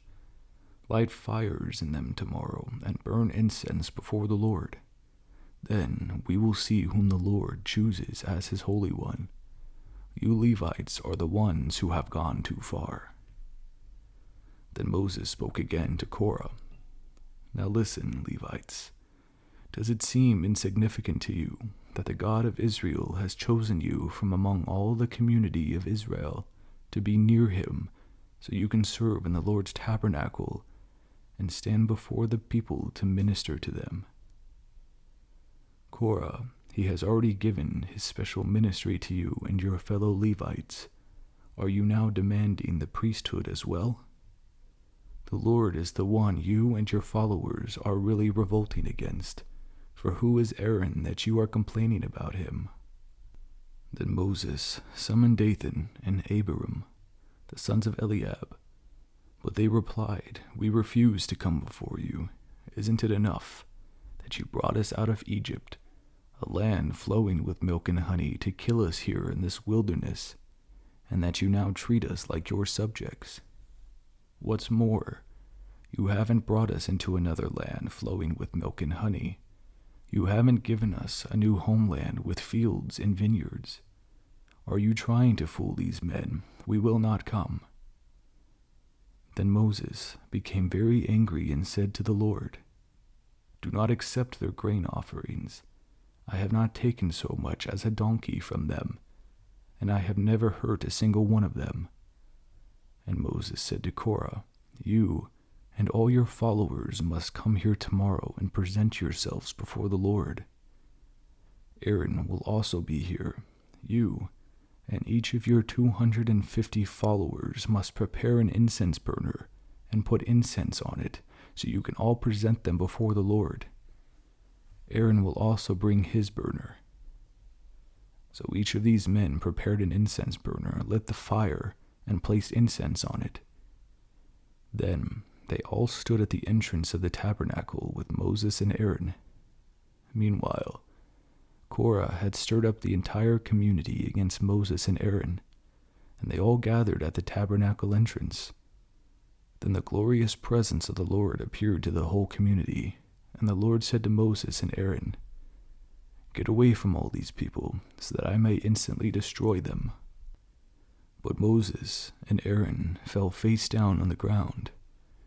"O God," they pleaded, "you are the God who gives breath to all creatures. Must you be angry with all these people when only one man sins?" Then the Lord said to Moses, "Then tell all these people to get away from the tents of Korah, Dathan, and Abiram." So Moses got up and rushed over to the tents of Dathan and Abiram, followed by the elders of Israel. "Quick," he told the people, "get away from the tents of these wicked men, and don't touch anything that belongs to them. If you do, you will be destroyed for their sins." So all the people stood back from the tents of Korah, Dathan, and Abiram. Then Dathan and Abiram came out and stood at the entrance of their tents, together with their wives and children. And Moses said, "This is how you will know that the Lord has sent me to do all these things that I have done, for I have not done them on my own. If these men die a natural death, or if nothing unusual happens, then the Lord has not sent me. But if the Lord does something entirely new, and the ground opens its mouth and swallows them and all their belongings, and they go down alive into the grave, then you will know that these men have shown contempt for the Lord." He had hardly finished speaking these words when the ground suddenly split open beneath them. The earth opened its mouth and swallowed the men, along with their households and all their followers who were standing with them, and everything they owned. So they went down alive into the grave, along with all their belongings. The earth closed over them, and they all vanished from among the people of Israel. All the people around them fled when they heard their screams. "The earth will swallow us too," they cried. Then fire blazed forth from the Lord and burned up 250 men who were offering incense. And the Lord said to Moses, "Tell Eleazar, son of Aaron the priest, to pull all the incense burners from the fire, for they are holy. Also tell him to scatter the burning coals. Take the incense burners of these men who have sinned at the cost of their lives, and hammer the metal into a thin sheet to overlay the altar.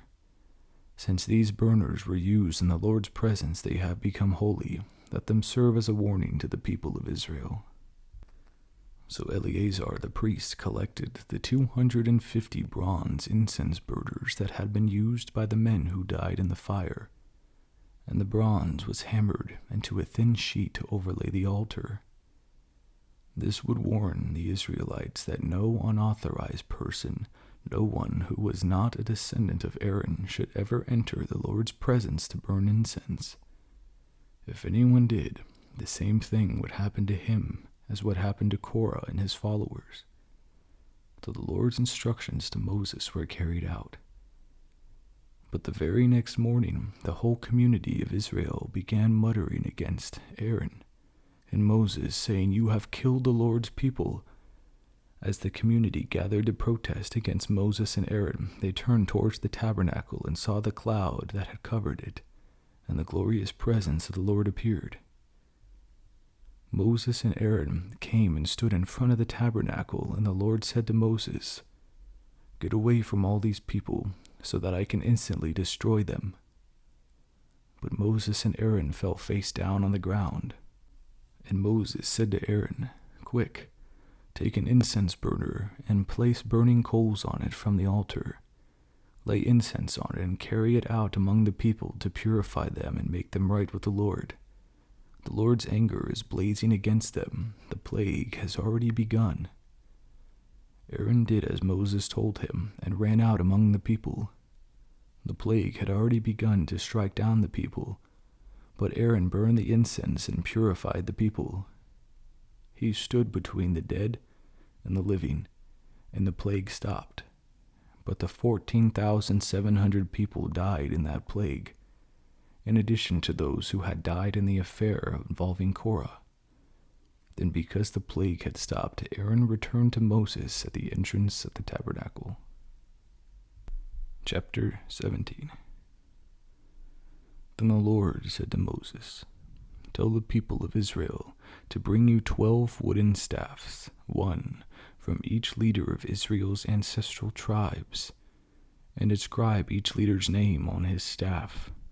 Inscribe Aaron's name on the staff of the tribe of Levi, for there must be one staff for the leader of each ancestral tribe. Place these staffs in the tabernacle in front of the ark containing the tablets of the covenant, where I met with you. Buds will sprout on the staff belonging to the man I choose. Then I will finally put an end to the people's murmuring and complaining against you."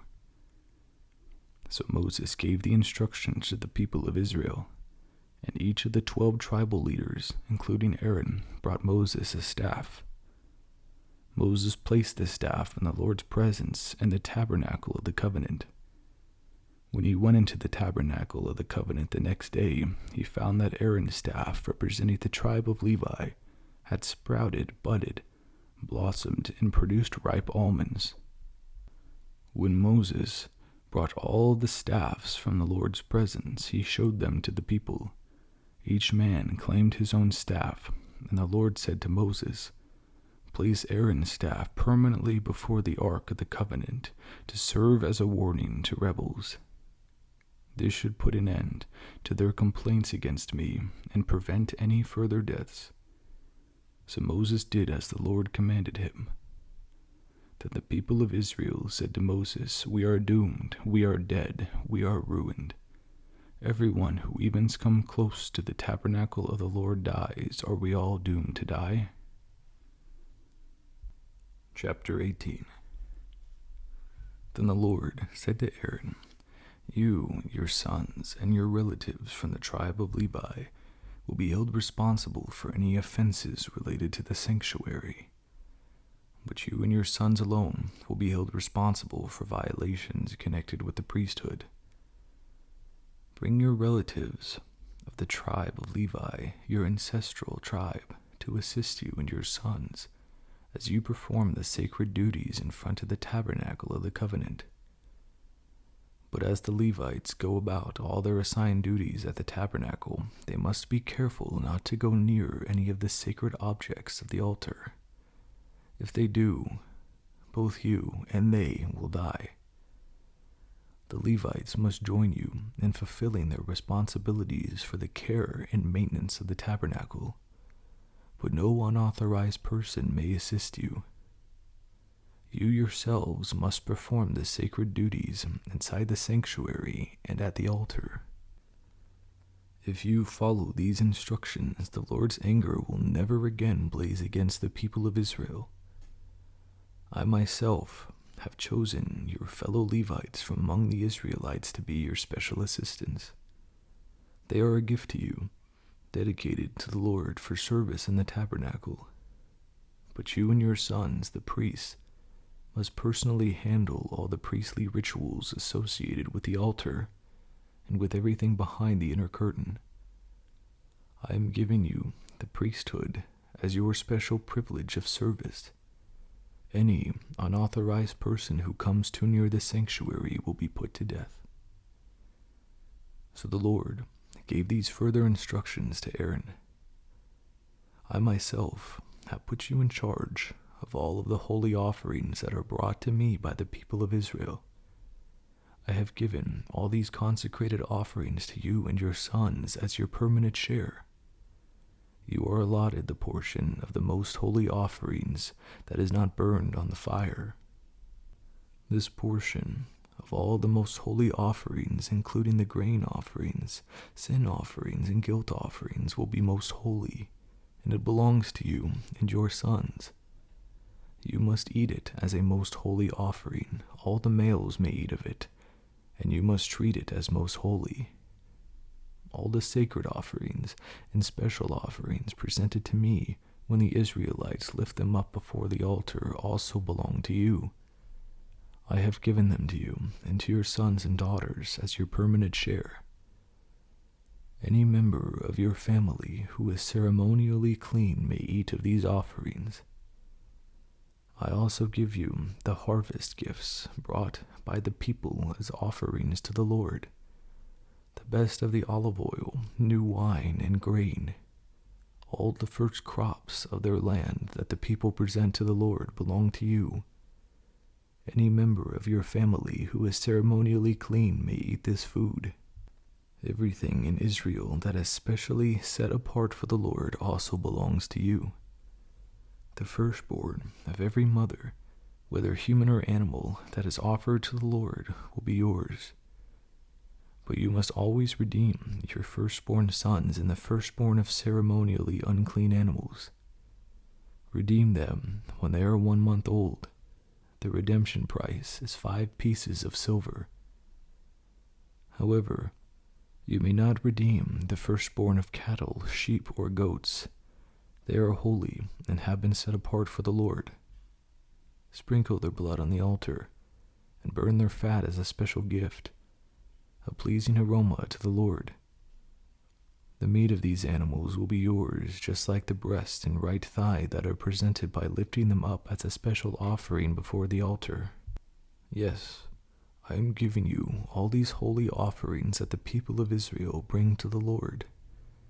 They are for you and your sons and daughters to be eaten as your permanent share. This is an eternal and unbreakable covenant between the Lord and you, and it also applies to your descendants. And the Lord said to Aaron, You priests will receive no allotment of land or share of property among the people of Israel. I am your share and your allotment. As for the tribe of Levi, your relatives, I will compensate them for their service in the tabernacle. Instead of an allotment of land, I will give them the tithes from the entire land of Israel. From now on, no Israelites except priests or Levites may approach the tabernacle. If they come too near, they will be judged guilty and will die. Only the Levites may serve at the tabernacle, and they will be held responsible for any offenses against it. This is a permanent law for you to be observed from generation to generation.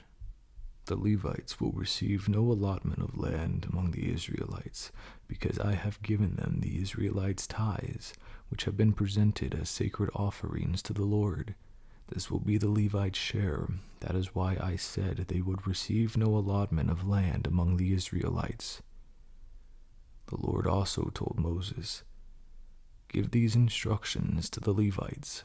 When you receive from the people of Israel the tithes I have assigned as your allotment, give 1/10 of the tithes you receive, a tithe of a tithe, to the Lord as a sacred offering. The Lord will consider this offering to be your harvest offering, as though it were the first grain from your own threshing floor, or wine from your own winepress. You must present 1/10 of the tithe received from the Israelites as a sacred offering to the Lord. This is the Lord's sacred portion, and you must present it to Aaron the priest. Be sure to give to the Lord the best portions of the gifts given to you. Also, give these instructions to the Levites. When you present the best parts as your offering, it will be considered as though it came from your own threshing floor or winepress. You Levites and your families may eat this food anywhere you wish, for it is your compensation for serving in the tabernacle. You will not be considered guilty for accepting the Lord's tithes if you give the best portion to the priests. But be careful not to treat the holy gifts of the people of Israel as though they were common. If you do, you will die. Chapter 19. The Lord said to Moses and Aaron, "Here is another legal requirement commanded by the Lord. Tell the people of Israel to bring you a red heifer, a perfect animal that has no defects and has never been yoked to a plow. Give it to Eleazar the priest, and it will be taken outside the camp and slaughtered in his presence. Eleazar will take some of its blood on his finger and sprinkle it 7 times toward the front of the tabernacle. As Eleazar watches, the heifer must be burned, and its hide, meat, blood, and dung. Eleazar the priest must then take a stick of cedar, a hyssop branch, and some scarlet yarn, and throw them into the fire where the heifer is burning. Then the priest must wash his clothes and bathe himself in water. Afterward, he may return to the camp, though he will remain ceremonially unclean until evening. The man who burns the animal must also wash his clothes and bathe himself in water, and he too will remain unclean until the evening. Then someone who is ceremonially clean will gather up the ashes of the heifer and deposit them in a purified place outside the camp. They will be kept there for the community of Israel to use in the water for the purification ceremony. This ceremony is performed for the removal of sin. The man who gathers up the ashes of the heifer must also wash his clothes, and he will remain ceremonially unclean until evening. This is a permanent law for the people of Israel and any foreigners who live among them. All those who touch a dead human body will be ceremonially unclean for 7 days. They must purify themselves on the 3rd and 7th days with the water of purification. Then they will be purified. But if they do not do this on the 3rd and 7th days, they will continue to be unclean even after the 7th day. All those who touch a dead body and do not purify themselves in the proper way defile the Lord's tabernacle, and they will be cut off from the community of Israel. Since the water of purification was not sprinkled on them, their defilement continues. This is the ritual law that applies when someone dies inside a tent. All those who enter that tent and those who were inside when the death occurred will be ceremonially unclean for 7 days. Any open container in the tent that was not covered with the lid is also defiled. And if someone in an open field touches the corpse of someone who was killed with a sword or who died a natural death, or if someone touches a human bone or a grave, that person will be defiled for 7 days. To remove the defilement, put some of the ashes from the burnt purification offering in a jar, and pour fresh water over them. Then someone who is ceremonially clean must take a hyssop branch and dip it into the water. That person must sprinkle the water on the tent, on all the furnishings in the tent, and on the people who were in the tent. Also on the person who touched a human bone or touched someone who was killed or who died naturally or touched a grave. On the 3rd and 7th days, the person who is ceremonially clean must sprinkle the water on those who are defiled. Then on the 7th day, the people being cleansed must wash their clothes and bathe themselves, and that evening they will be cleansed of their defilement. But those who become defiled and do not purify themselves will be cut off from the community, for they have defiled the sanctuary of the Lord. Since the water of purification has not been sprinkled on them, they remain defiled. This is a permanent law for the people. Those who sprinkle the water of purification must afterwards wash their clothes. and anyone who then touches the water used for purification will remain defiled until evening. Anything and anyone that a defiled person touches will be ceremonially unclean until evening. Chapter 20. In the first month of the year, the whole community of Israel arrived in the wilderness of Zin and camped at Kadesh. While they were there, Miriam died and was buried. There was no water for the people to drink at that place, so they rebelled against Moses and said, "If only we had died in the Lord's presence with our brothers. Why have you brought the congregation of the Lord's people into this wilderness to die, along with all our livestock? Why did you make us leave Egypt and bring us here to this terrible place? This land has no grain, no figs, no grapes, no pomegranates, and no water to drink." Moses and Aaron turned away from the people and went back to the entrance of the tabernacle, where they fell face down on the ground. Then the glorious presence of the Lord appeared to them. And the Lord said to Moses, "You and Aaron must take the staffs and assemble the entire community. As the people watch, speak to the rock over there, and it will pour out its water. You will provide enough water from the rock to satisfy the whole community and their livestock." So Moses did as he was told. He took the staff from the place where it was kept before the Lord. Then he and Aaron summoned the people to come together at the rock. "Listen, you rebels," he shouted. "Must we bring you water from this rock?" Then Moses raised his hand and struck the rock twice with the staff, and water gushed out, so the entire community and their livestock drank their fill. But the Lord said to Moses and Aaron, "Because you did not trust me enough to demonstrate my holiness to the people of Israel, you will not lead them into the land I am giving them."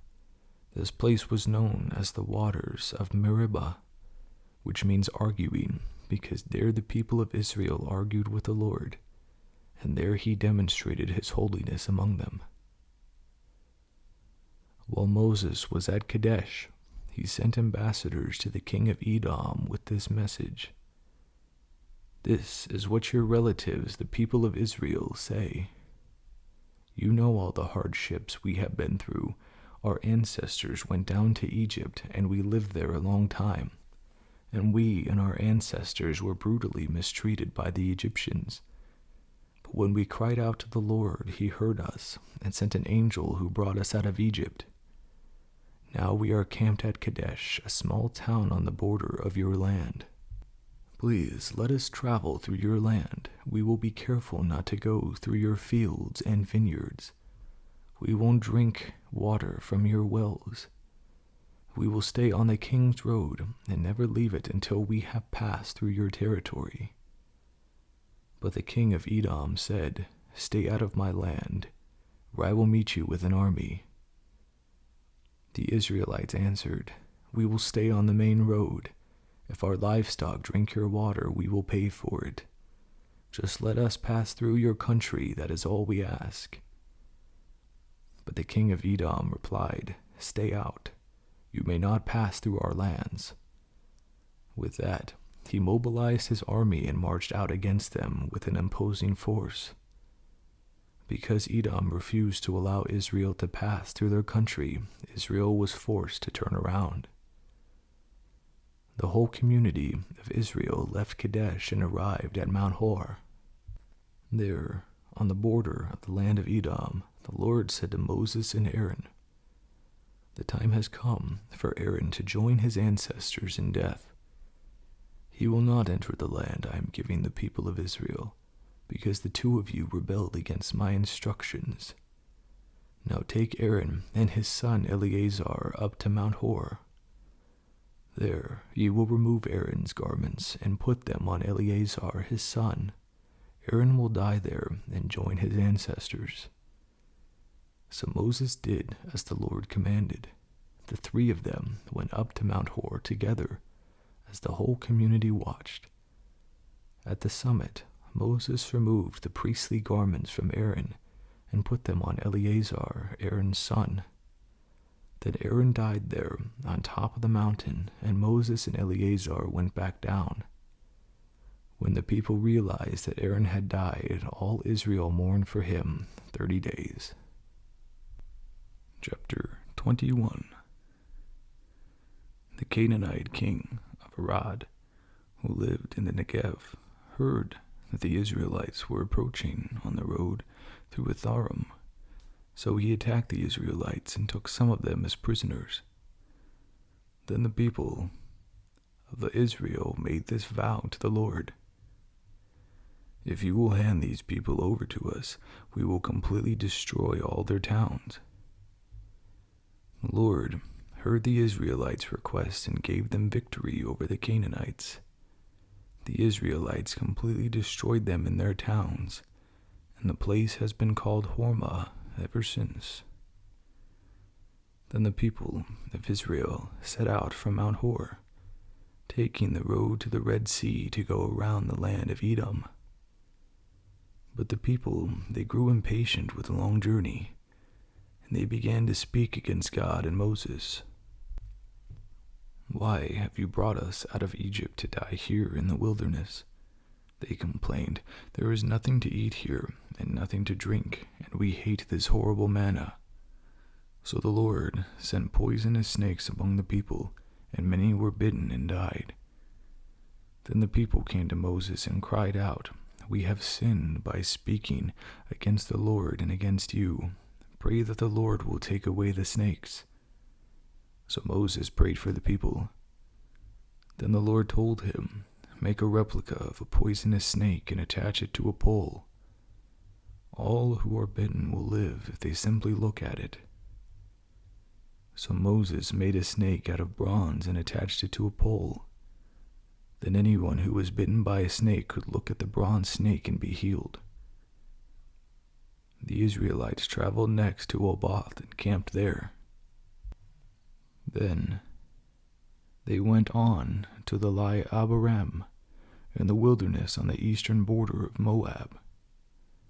From there, they traveled to the valley of Zered Brook and set up camp. Then they moved out and camped on the far side of the Arnon River in the wilderness adjacent to the territory of the Amorites. The Arnon is a boundary line between the Moabites and the Amorites. For this reason, the book of the wars of the Lord speaks of the town of Waheb and the area of Suphah and the ravines of the Arnon River and the ravines that extend as far as the settlement of Ar on the border of Moab. From there, the Israelites traveled to Beer, which is the well where the Lord said to Moses, "Assemble the people, and I will give them water."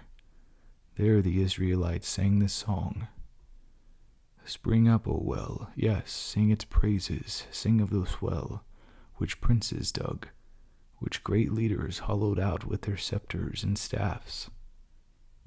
Then the Israelites left the wilderness and proceeded on through Mattanah, Nahaliel, and Bamoth. After that, they went to the valley in Moab where Pisgah Peak overlooks the wasteland. The Israelites sent ambassadors to King Sihon of the Amorites with this message: "Let us travel through your land. We will be careful not to go through the fields and vineyards. We won't even drink water from your wells. We will stay on the king's road until we have passed through your territory." But King Sihon refused to let them cross his territory. Instead, he mobilized his entire army and attacked Israel in the wilderness, engaging them in the battle at Jahaz.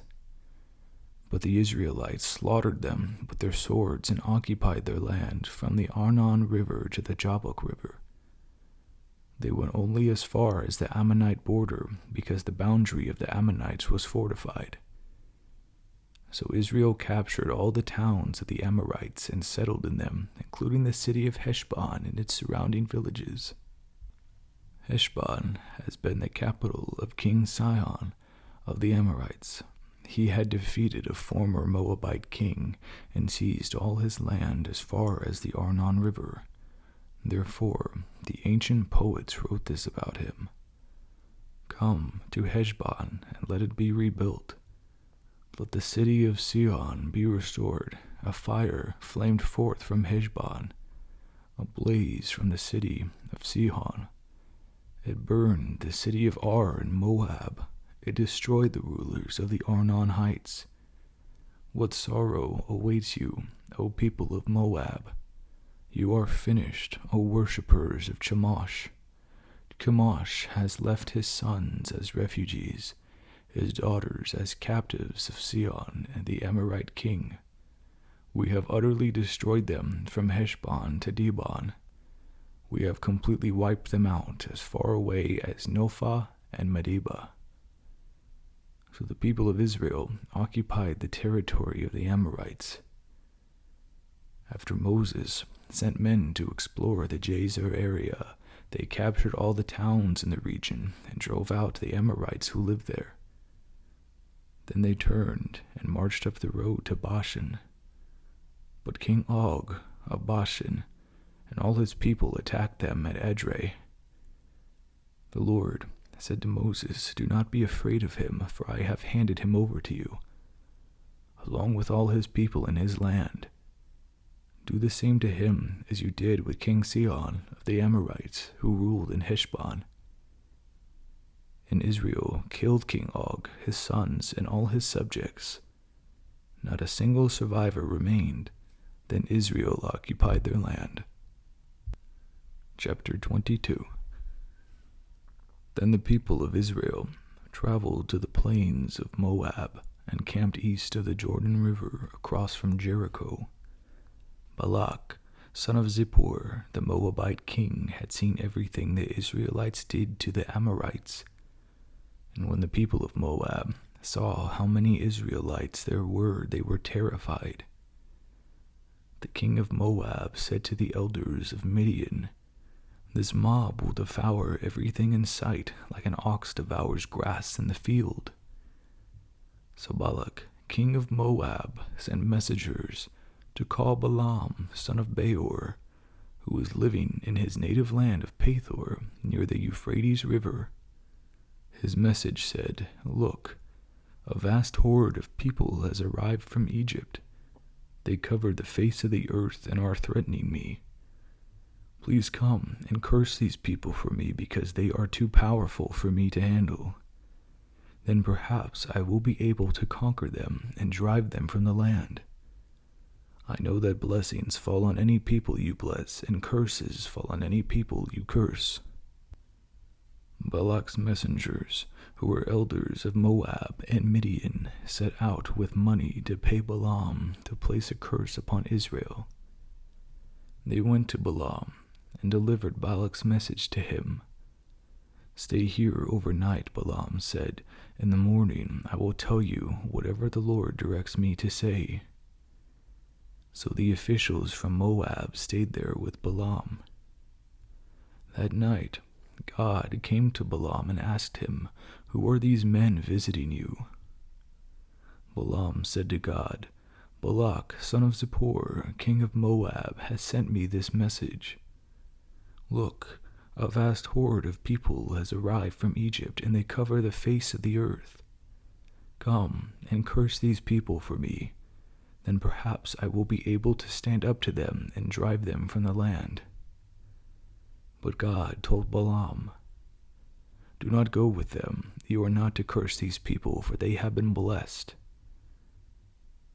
The next morning, Balaam got up and told Balak's officials, Go on home. The Lord will not let me go with you. So the Moabite officials returned to King Balak and reported, Balaam refuses to come with us. Then Balak tried again. This time he sent a larger number of even more distinguished officials than those he had sent the first time. They went to Balaam and delivered this message to him. This is what Balak, son of Zippor, says. Please, don't let anything stop you from coming to help me. I will pay you very well and do whatever you tell me. Just come and curse these people for me." But Balaam responded to Balak's messengers, "Even if Balak were to give me his palace filled with silver and gold, I would be powerless to do anything against the will of the Lord my God. But stay here one more night, and I will see if the Lord has anything else to say to me." That night, God came to Balaam and told him, "Since these men have come for you, get up and go with them, but do only what I tell you to do." So the next morning, Balaam got up, saddled his donkey, and started off with the Moabite officials. But God was angry that Balaam was going, so he sent the angel of the Lord to stand in the road to block his way. As Balaam and his 2 servants were riding along, Balaam's donkey saw the angel of the Lord standing in the road, with a drawn sword in his hand. The donkey bolted off the road into a field, but Balaam beat it and turned it back onto the road. Then the angel of the Lord stood at a place where the road narrowed between 2 vineyard walls. When the donkey saw the angel of the Lord, it tried to squeeze by and crush Balaam's foot against the wall. So Balaam beat the donkey again. Then the angel of the Lord moved farther down the road and stood in a place too narrow for the donkey to get by at all. This time, when the donkey saw the angel, it lay down under Balaam. In a fit of rage, Balaam beat the animal again with his staff. Then the Lord gave the donkey the ability to speak. "What have I done to you that deserves your beating me 3 times?" it asked Balaam. "You have made me look like a fool," Balaam shouted. "If I had a sword with me, I would kill you."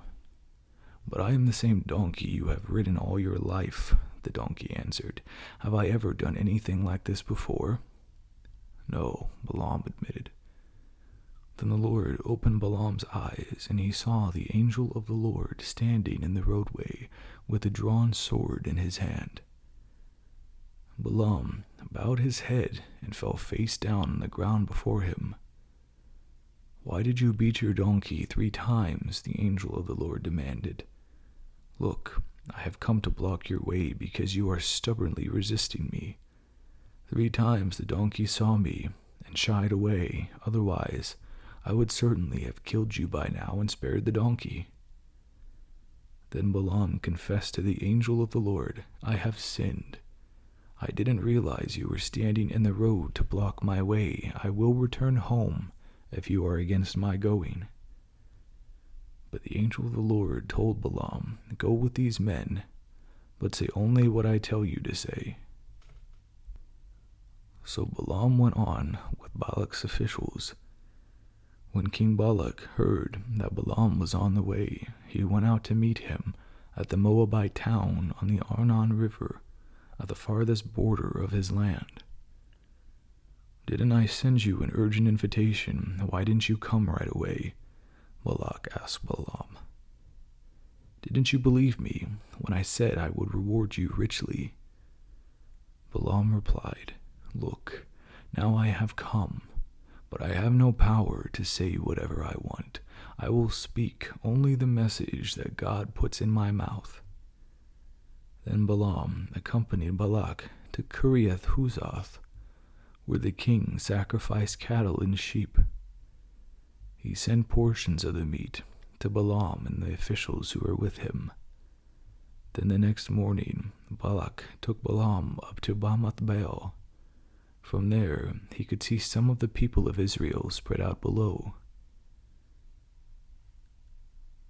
Chapter 23. Then Balaam said to King Balak, "Build me 7 altars here, and prepare 7 young bulls and 7 rams for me to sacrifice." Balak followed his instructions, and the 2 of them sacrificed a young bull and a ram on each altar. Then Balaam said to Balak, stand here by your burnt offerings, and I will go see if the Lord will respond to me. Then I will tell you whatever he reveals to me." So Balaam went alone to the top of the bare hill, and God met him there. Balaam said to him, "I have prepared 7 altars and have sacrificed a young bull and a ram on each altar." The Lord gave Balaam a message for King Balak. Then he said, "Go back to Balak and give him my message." So Balaam returned and found the king standing beside his burnt offerings with all the officials of Moab. This was the message Balaam delivered. "Balak summoned me to come from Aram. The king of Moab brought me from the eastern hills. 'Come,' he said, 'curse Jacob for me. Come and announce Israel's doom.' But how can I curse those whom God has not cursed? How can I condemn those whom the Lord has not condemned? I see them from the cliff tops. I watch them from the hills. I see a people who lived by themselves, set apart from the other nations. Who can count Jacob's descendants as numerous as dust? Who can count even 1/4 of Israel's people? Let me die like the righteous, let my life end like theirs." Then King Balak demanded of Balaam, "What have you done to me? I brought you to curse my enemies. Instead, you have blessed them."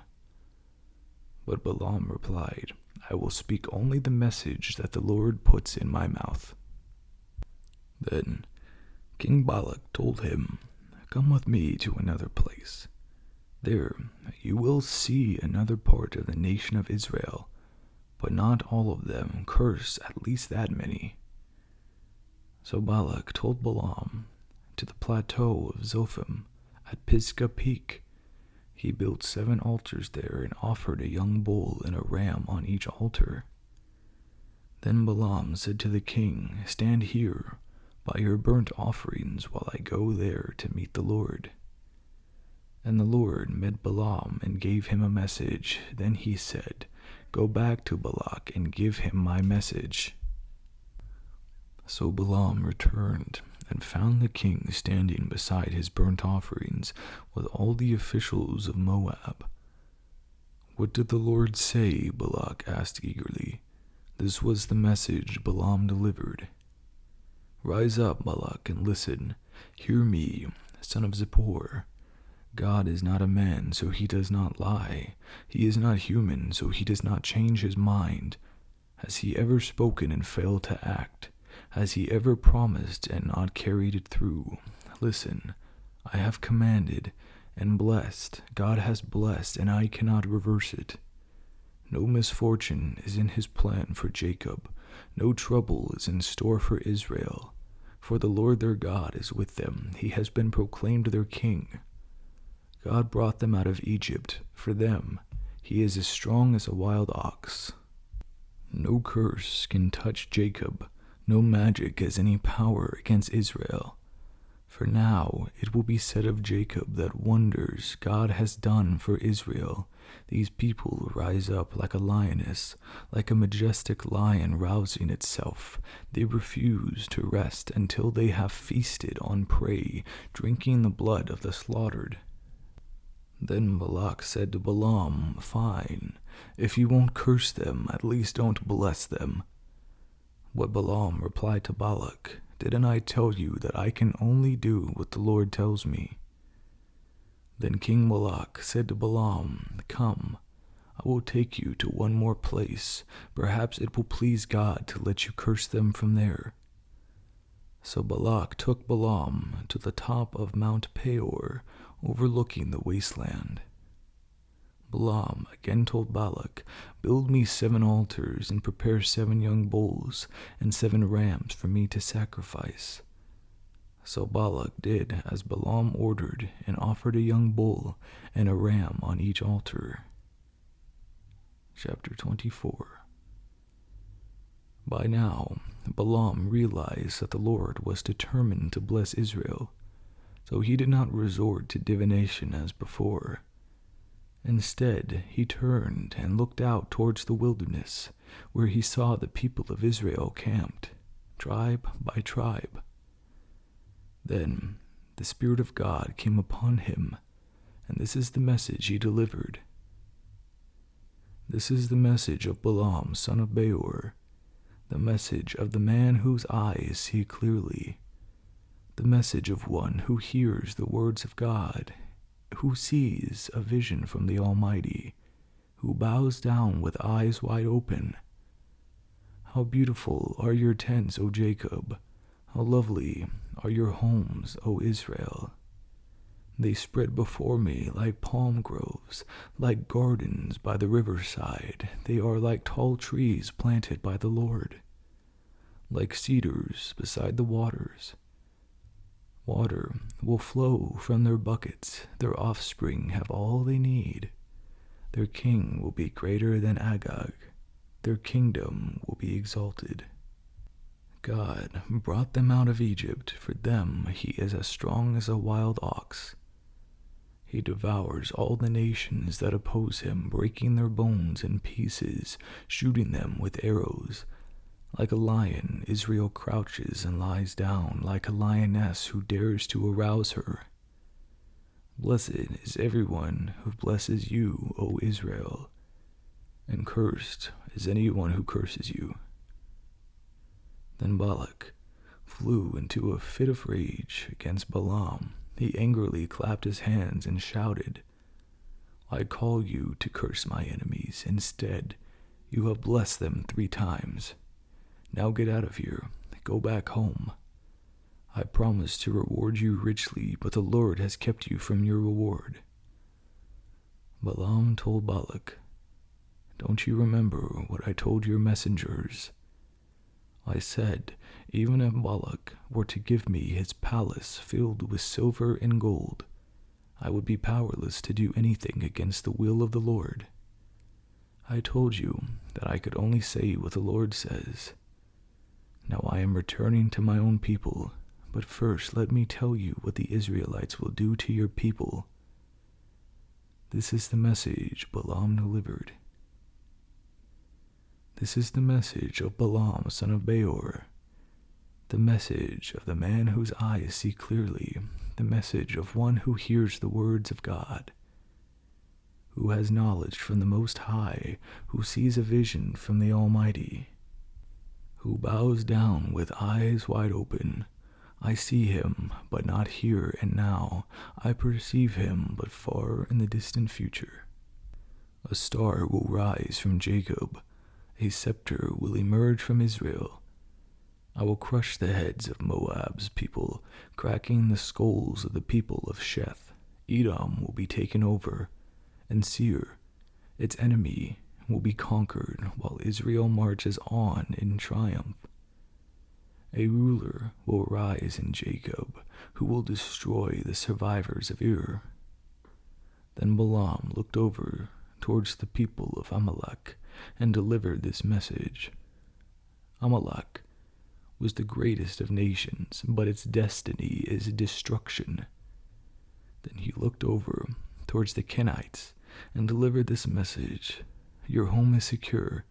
Your nest is set in the rocks, but the Canaanites will be destroyed when Assyria takes you captive. Balaam concluded his messages by saying, Alas, who can survive unless God has willed it? Ships will come from the coast of Cyprus, and they will oppress Assyria and afflict Eber, but they too will be utterly destroyed. Then Balaam left and returned home, and Balak also went on his way. Chapter 25. While the Israelites were camped at Acacia Grove, some of the men defiled themselves by having relations with local Moabite women. These women invited them to attend sacrifices to their gods, so the Israelites feasted with them and worshipped the gods of Moab. In this way, Israel joined in the worship of Baal of Peor, causing the Lord's anger to blaze against his people. The Lord issued the following command to Moses. Seize all the ringleaders and execute them before the Lord in broad daylight, so his fierce anger will turn away from the people of Israel." So Moses ordered Israel's judges, "Each of you must put to death the men under your authority who have joined in worshiping Baal of Peor." Just then one of the Israelite men brought in a Midianite woman into his tent, right before the eyes of Moses and all the people, as everyone was weeping at the entrance of the tabernacle. When Phinehas, son of Eleazar, and grandson of Aaron the priest, saw this, he jumped up and left the assembly. He took a spear and rushed after the man into his tent. Phinehas thrust the spear all the way through the man's body and into the woman's stomach. So the plague against the Israelites was stopped, but not before 24,000 people had died. Then the Lord said to Moses, "Phinehas, son of Eleazar, and grandson of Aaron the priest, has turned my anger away from the Israelites by being as zealous among them as I was. So I stopped destroying all Israel as I had intended to do in my zealous anger. Now tell him that I am making my special covenant of peace with him. In this covenant I give him and his descendants a permanent right to the priesthood. For in his zeal for me, his God, he purified the people of Israel, making them right with me. The Israelite man killed with the Midianite woman was named Zimri, son of Salu, the leader of a family from the tribe of Simeon. The woman's name was Cosbi. She was the daughter of Zur, the leader of a Midianite clan. Then the Lord said to Moses, "Attack the Midianites and destroy them, because they assaulted you with deceit and tricked you into worshiping Baal of Peor, and because of Cosbi, the daughter of the Midianite leader who was killed at the time of the plague because of what happened at Peor." Chapter 26. After the plague had ended, the Lord said to Moses and Eleazar, son of Aaron the priest, "From the whole community of Israel, record the names of all the warriors by their families. List all the men 20 years old or older who are able to go to war." So there, on the plains of Moab, beside the Jordan River, across from Jericho, Moses and Eleazar the priest issued these instructions to the leaders of Israel. "List all the men of Israel 20 years old and older, just as the Lord commanded Moses. This is the record of all the descendants of Israel who came out of Egypt." These were the clans descended from the sons of Reuben, Jacob's oldest son. Hanachite clan, named after their ancestor Hanok. The Paluite clan, named after their ancestor Palu. The Hezronite clan, named after their ancestor Hezron. The Carmite clan, named after their ancestor Carmi. These were the clans of Reuben. Their registered troops numbered 43,730. Palu was the ancestor of Eliab, and Eliab was the father of Nemuel, Dathan, and Abiram. This Dathan and Abiram are the same community leaders who conspired with Korah against Moses and Aaron, rebelling against the Lord. But the earth opened up its mouth and swallowed them with Korah, and fire devoured 250 of their followers. This served as a warning to the entire nation of Israel. However, the sons of Korah did not die that day. These were the clans descended from the sons of Simeon.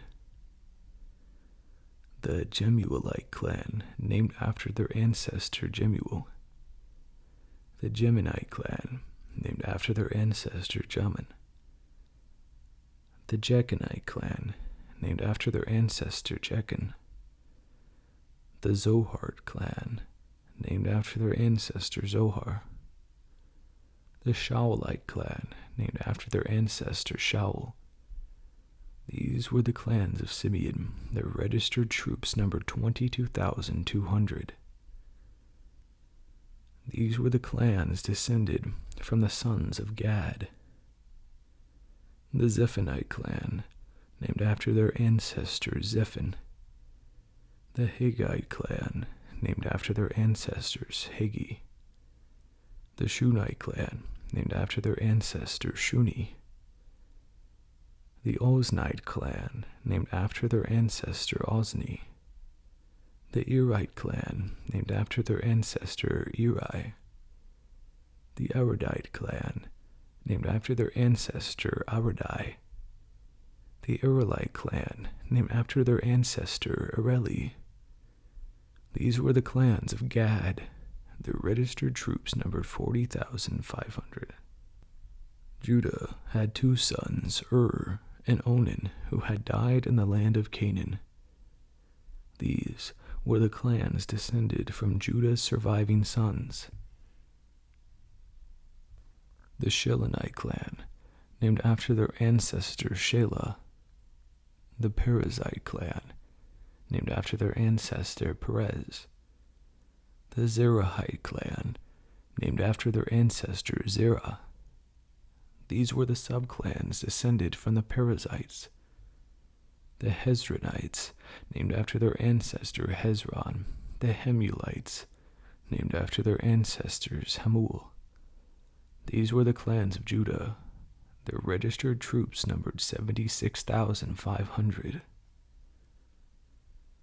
These were the clans descended from the sons of Issachar. The Tolaite clan, named after their ancestor Tola.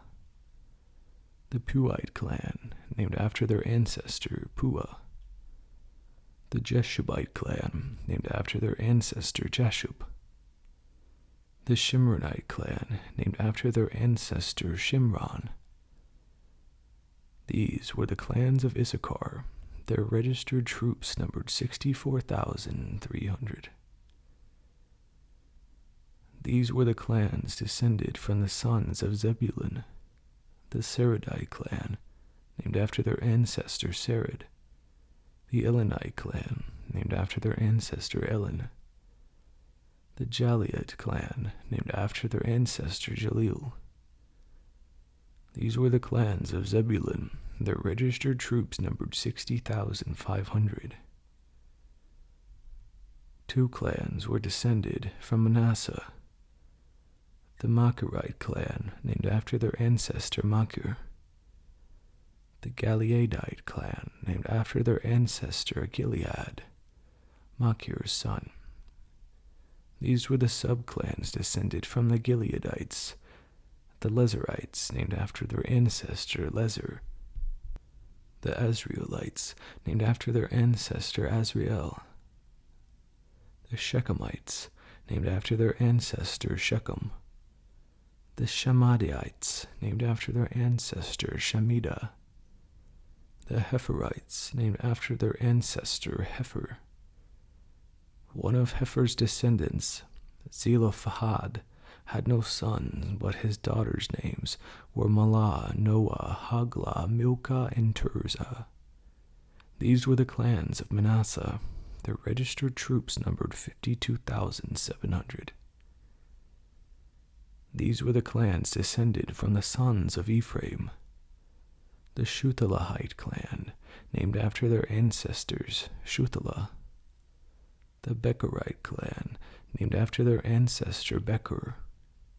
The Tahanite clan, named after their ancestor Tahan.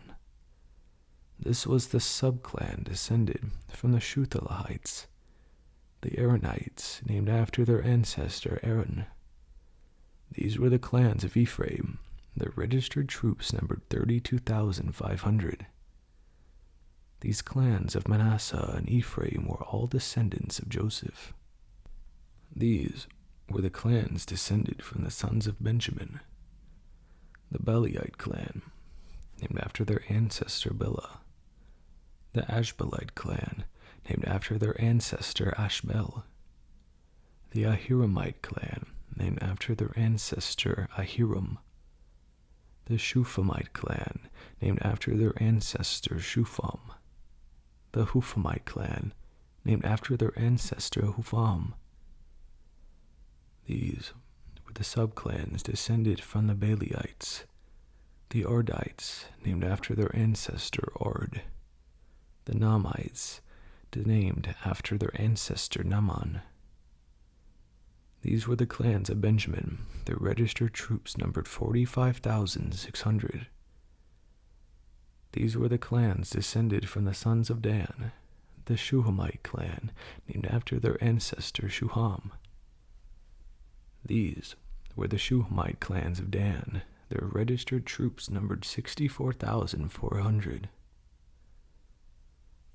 These were the clans descended from the sons of Asher, the Imnite clan, named after their ancestor Imnah, the Ishvite clan, named after their ancestor Ishvi, the Burlite clan, named after their ancestor Beriah.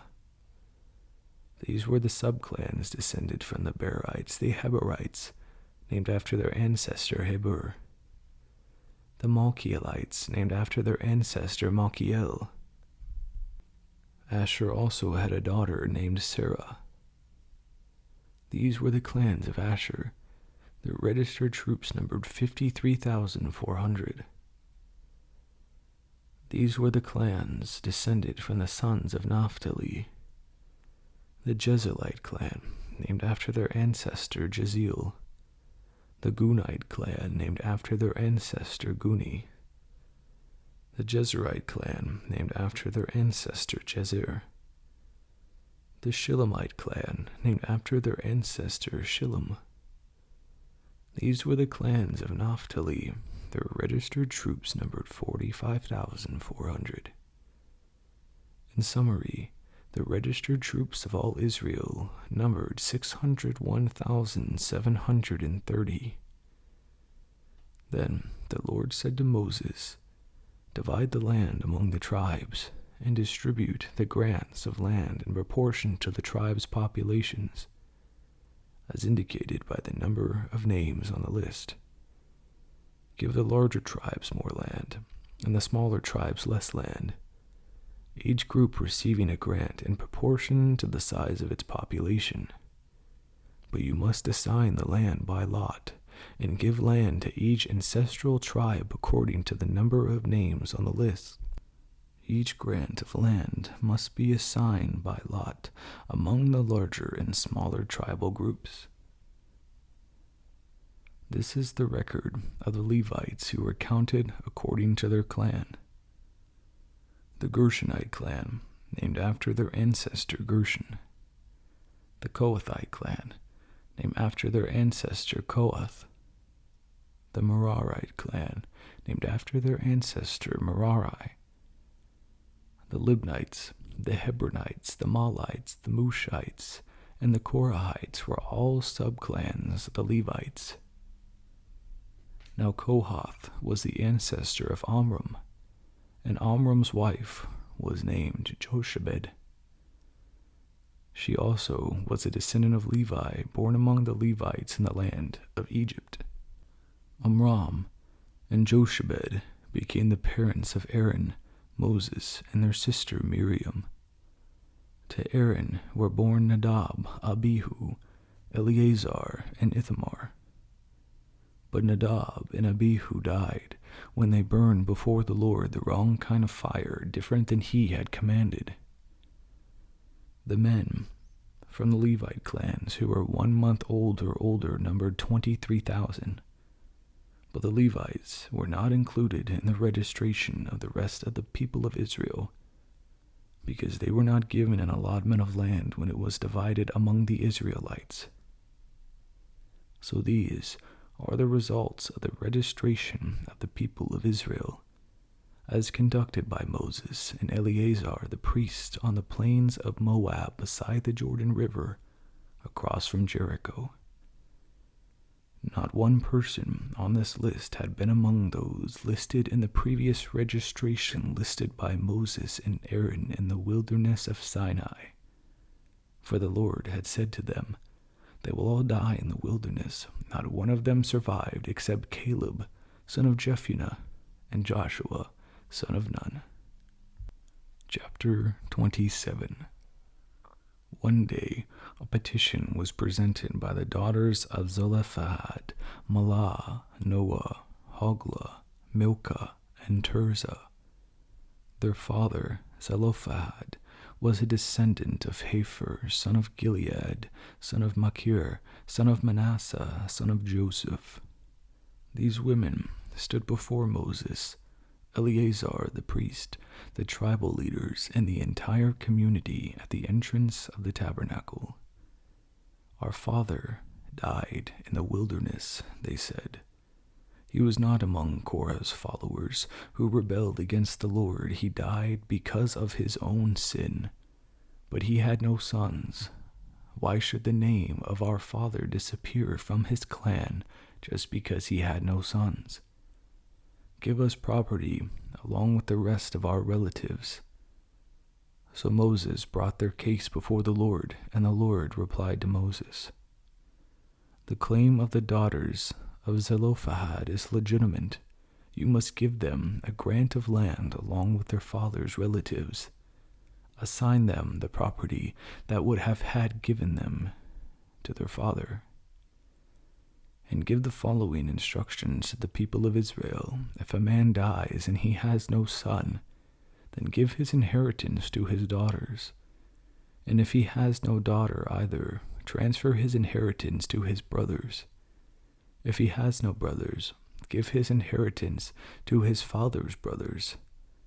But if his father has no brothers, give his inheritance to the nearest relative in his clan. This is the legal requirement for the people of Israel, and they did just as the Lord commanded." One day, the Lord said to Moses, "Climb one of the mountains east of the river and look out over the land I have given the people of Israel. After you have seen it, you will die like your brother Aaron, for you both rebelled against my instructions in the wilderness of Zin. When the people of Israel rebelled, you failed to demonstrate my holiness to them at the waters." Then Moses said to the Lord, "O Lord, you are the God who gives breath to all creatures. Please appoint a new man as leader of the community. Give them someone who will guide them wherever they go and will lead them into battle. So the community of the Lord will not be like sheep without a shepherd." The Lord replied, "Take Joshua, son of Nun, who has the Spirit in him, and lay your hands on him. Present him to Eleazar the priest before the whole community, and publicly commission him to lead the people. Transfer some of your authority to him, so the whole community of Israel will obey him. When direction from the Lord is needed, Joshua will stand before Eleazar the priest, who will use the Urim, one of the sacred lots cast before the Lord, to determine his will. This is how Joshua and the rest of the community of Israel will determine everything they should do." So Moses did as the Lord commanded.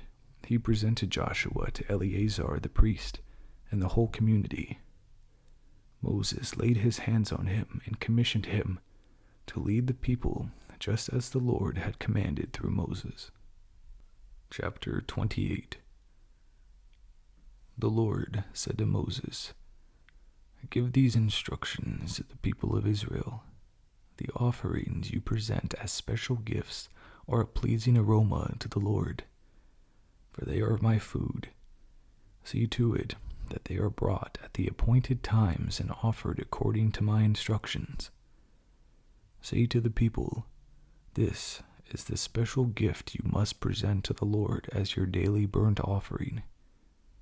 You must offer 2 one-year-old male lambs with no defects. Sacrifice 1 lamb in the morning and the other in the evening. With each lamb, you must offer a grain offering of 2 quarts of choice flour mixed with 1 quart of pure oil pressed olives. This is the regular burnt offering instituted at Mount Sinai as a special gift, a pleasing aroma to the Lord. Along with it, you must present the proper liquid offering, of 1 quart of alcoholic drink with each lamb, poured out in the holy place as an offering to the Lord. Offer the second lamb in the evening with the same grain offering and liquid offering. It too is a special gift, a pleasing aroma to the Lord. On the Sabbath day, sacrifice 2 one-year-old male lambs with no defects. They must be accompanied by a grain offering of 4 quarts of choice flour moistened with olive oil, and a liquid offering. This is the burnt offering to be presented each Sabbath day, in addition to the regular burnt offering and its accompanying liquid offering. On the first day of each month, present an extra burnt offering to the Lord of 2 young bulls, 1 ram, and 7 one-year-old male lambs, all with no defects. These must be accompanied by grain offerings of choice flour, moistened with olive oil, 6 quarts with each bull, 4 quarts with the ram, and 2 quarts with each lamb. This burnt offering will be a special gift, a pleasing aroma to the Lord. You must also present a liquid offering with each sacrifice, 2 quarts of wine for each bull, 1/3 of a gallon for the ram, and 1 quart for each lamb. Present this monthly burnt offering on the first day of each month throughout the year. On the first day of each month, you must also offer 1 male goat for a sin offering to the Lord. This is in addition to the regular burnt offering and its accompanying liquid offering. On the 14th day of the first month, you must celebrate the Lord's Passover. On the following day, the 15th day of the month, a joyous 7-day festival will begin, but no bread made with yeast may be eaten. The first day of the festival will be an official day for holy assembly, and no ordinary work may be done on that day. As a special gift, you must present a burnt offering to the Lord: 2 young bulls, 1 ram, and 7 one-year-old male lambs, all with no defects. These will be accompanied by grain offerings of choice flour moistened with olive oil, 6 quarts of each bull, 4 quarts with the ram, and 2 quarts with each of the 7 lambs. You must also offer a male goat as a sin offering to purify yourself and make yourselves right with the Lord. Present these offerings in addition to your regular morning burnt offering. On each of these 7 days of the festival, this is how you must prepare the food offering that is presented as a special gift, a pleasing aroma to the Lord. These will be offered in addition to the regular burnt offerings and liquid offerings. The 7th day of the festival will be another official day for holy assembly, and no ordinary work may be done that day.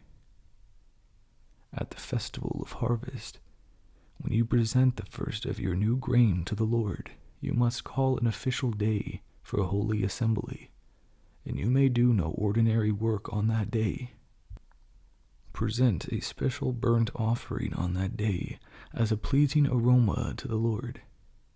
It will consist of 2 young bulls, 1 ram, and 7 one-year-old male lambs. These will be accompanied by grain offerings of choice flour moistened with olive oil, 6 quarts with each bull, 4 quarts with the ram, and 2 quarts with each of the 7 lambs. Also, offer 1 male goat to purify yourselves and make yourselves right with the Lord.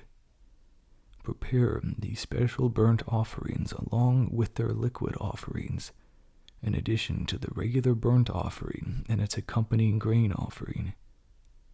Be sure that all the animals you sacrifice have no defects. Chapter 29. Celebrate the festival of trumpets each year on the first day of the appointed month in early autumn, you must call an official day for holy assembly, and you must do no ordinary work.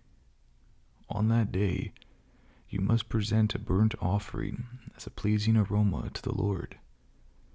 It will consist of 1 young bull, 1 ram, and 7 one-year-old male lambs, all with no defects.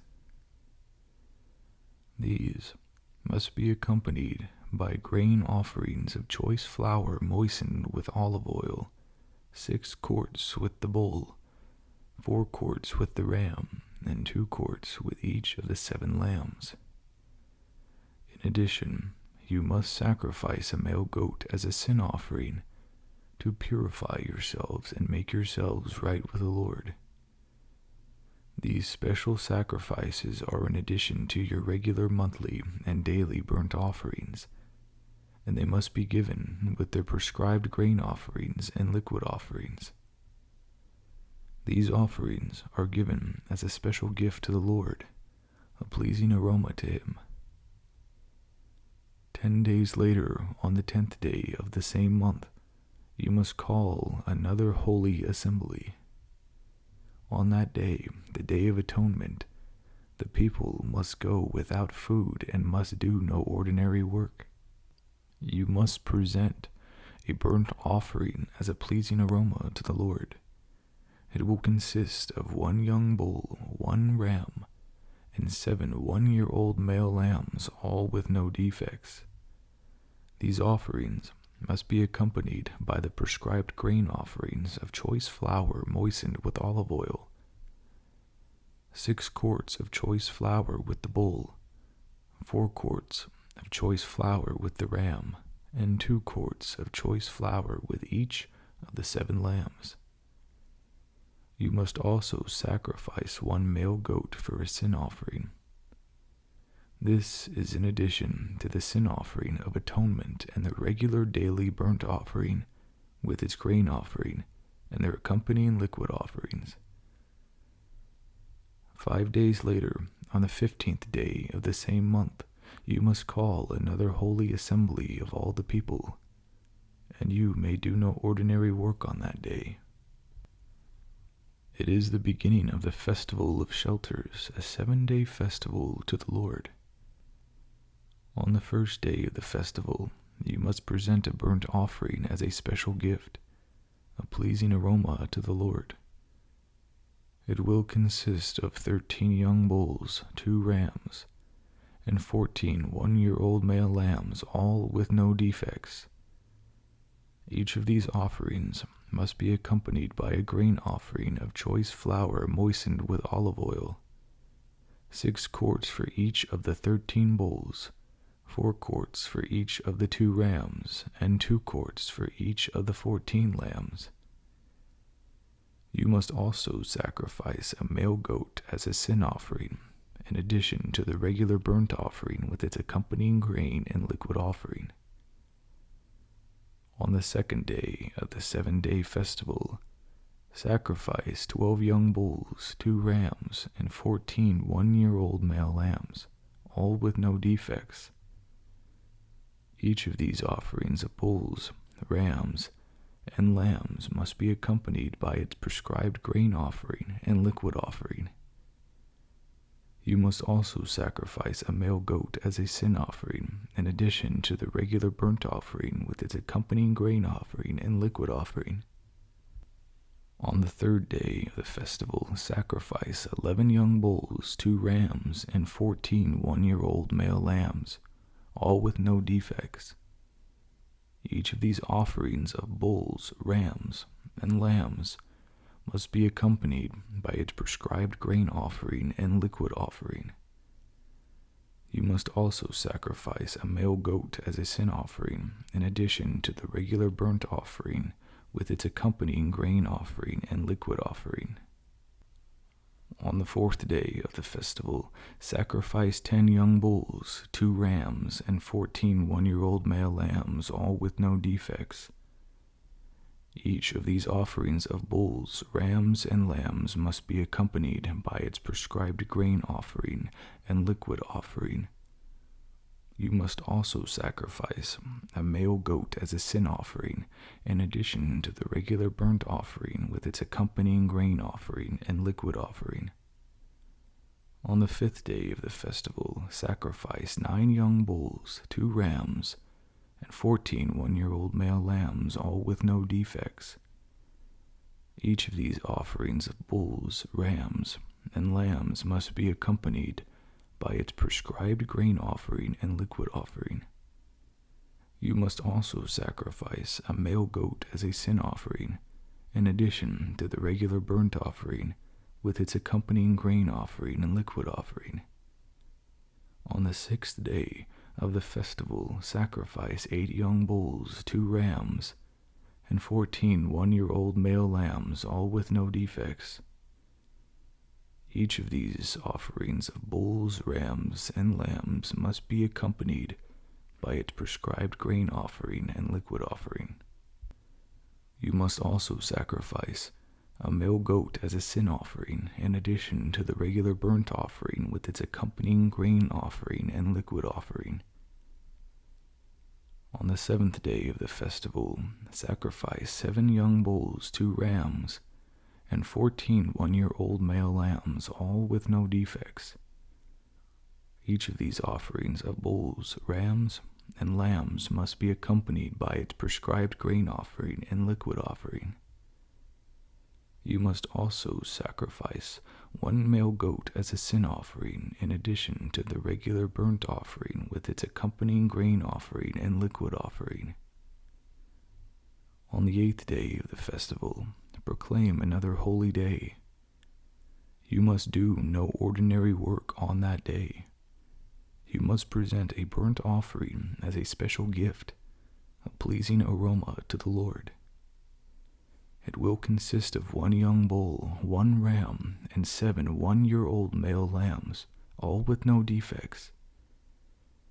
Each of these offerings must be accompanied by its prescribed grain offering and liquid offering. You must also sacrifice 1 male goat as a sin offering, in addition to the regular burnt offering with its accompanying grain offering and liquid offering. You must present these offerings to the Lord at your annual festivals.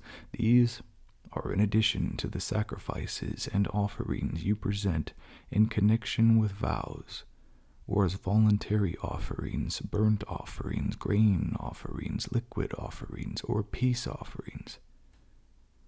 So Moses gave all of these instructions to the people of Israel as the Lord had commanded him. Chapter 30.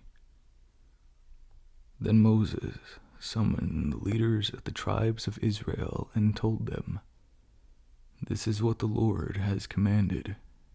A man who makes a vow to the Lord or makes a pledge under oath must never break it. He must do exactly what he said he would do. If a young woman makes a vow to the Lord or a pledge under oath while she is still living at her father's home, and her father hears of the vows or pledge and does not object to it, then all her vows and pledges will stand. But if her father refuses to let her fulfill the vow or pledge on the day he hears of it, then all her vows and pledges will become invalid. The Lord will forgive her because her father would not let her fulfill them. Now suppose a young woman makes a vow or binds herself with an impulsive pledge and later marries. If her husband learns of her vow and pledge and does not object on the day he hears of it, her vows and pledges will stand. But if her husband refuses to accept her vow or impulsive pledge on the day he hears of it, he nullifies her commitments, and the Lord will forgive her. If, however, a woman is a widow or is divorced, she must fulfill all her vows and pledges. But suppose a woman is married and living in her husband's home when she makes a vow or binds herself with a pledge. If her husband hears of it and does not object to it, her vow or pledge will stand. But if her husband refuses to accept it on the day he hears of it, her vows or pledge will be nullified, and the Lord will forgive her. So her husband may either confirm or nullify any vows or pledges she makes to deny herself. But if he does not object on the day he hears of it, then he is agreeing to all her vows and pledges.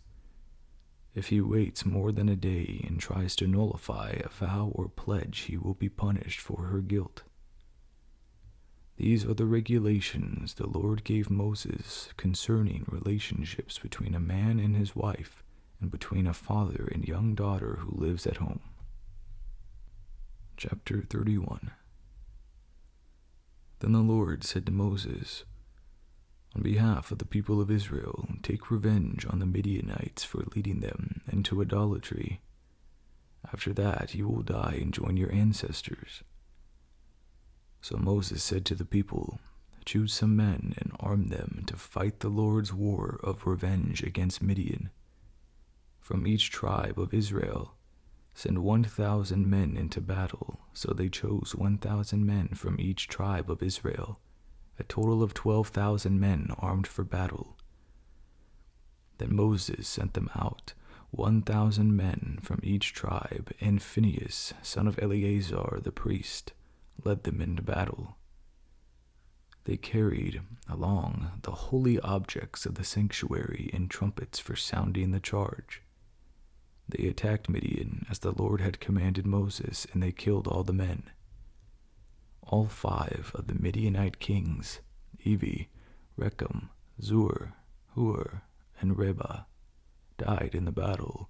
They also killed Balaam, son of Beor, with the sword. Then the Israelite army captured the Midianite women and children and seized their cattle and flocks and all the wealth as plunder. They burned all the towns and villages where the Midianites had lived.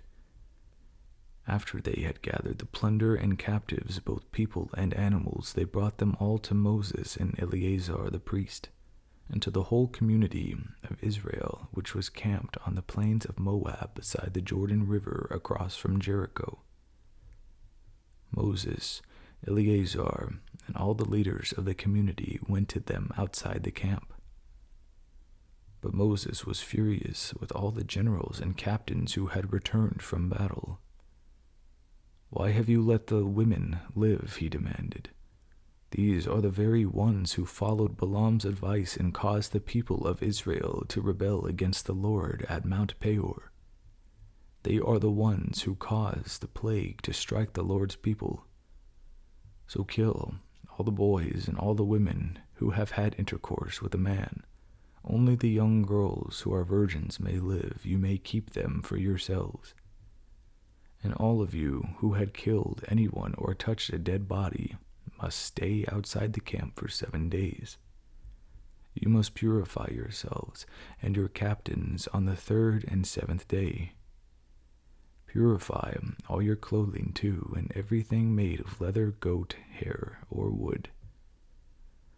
Then Eleazar the priest said to the men who were in the battle, "The Lord has given Moses this legal requirement.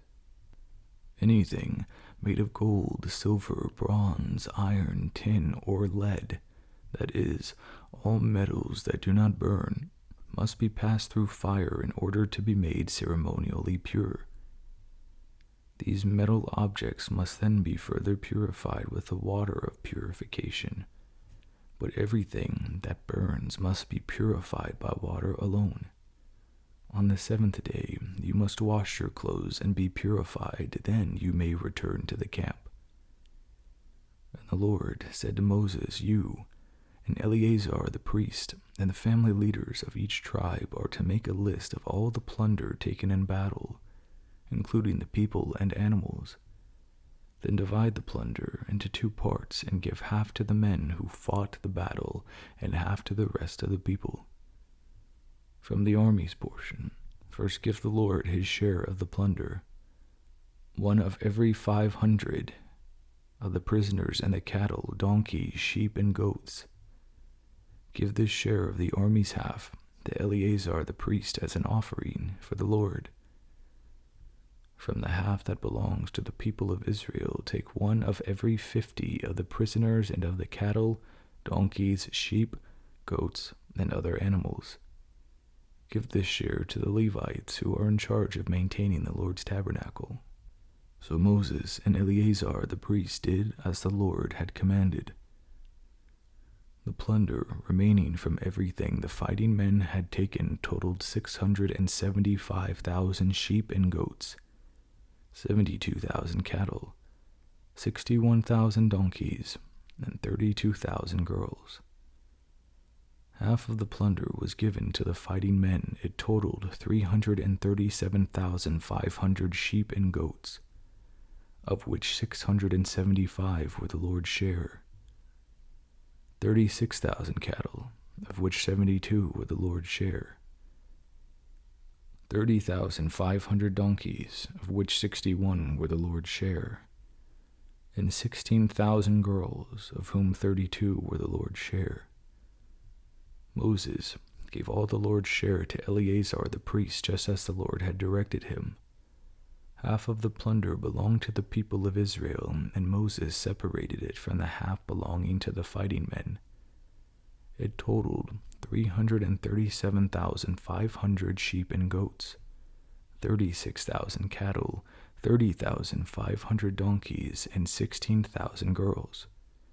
From the half share given to the people, Moses took one of every 50 prisoners and animals and gave them to the Levites who maintain the Lord's tabernacle. All this was done as the Lord had commanded Moses. Then all the generals and captains came to Moses and said, "We, your servants, have accounted for all the men who went out to battle under our command. Not one of us is missing.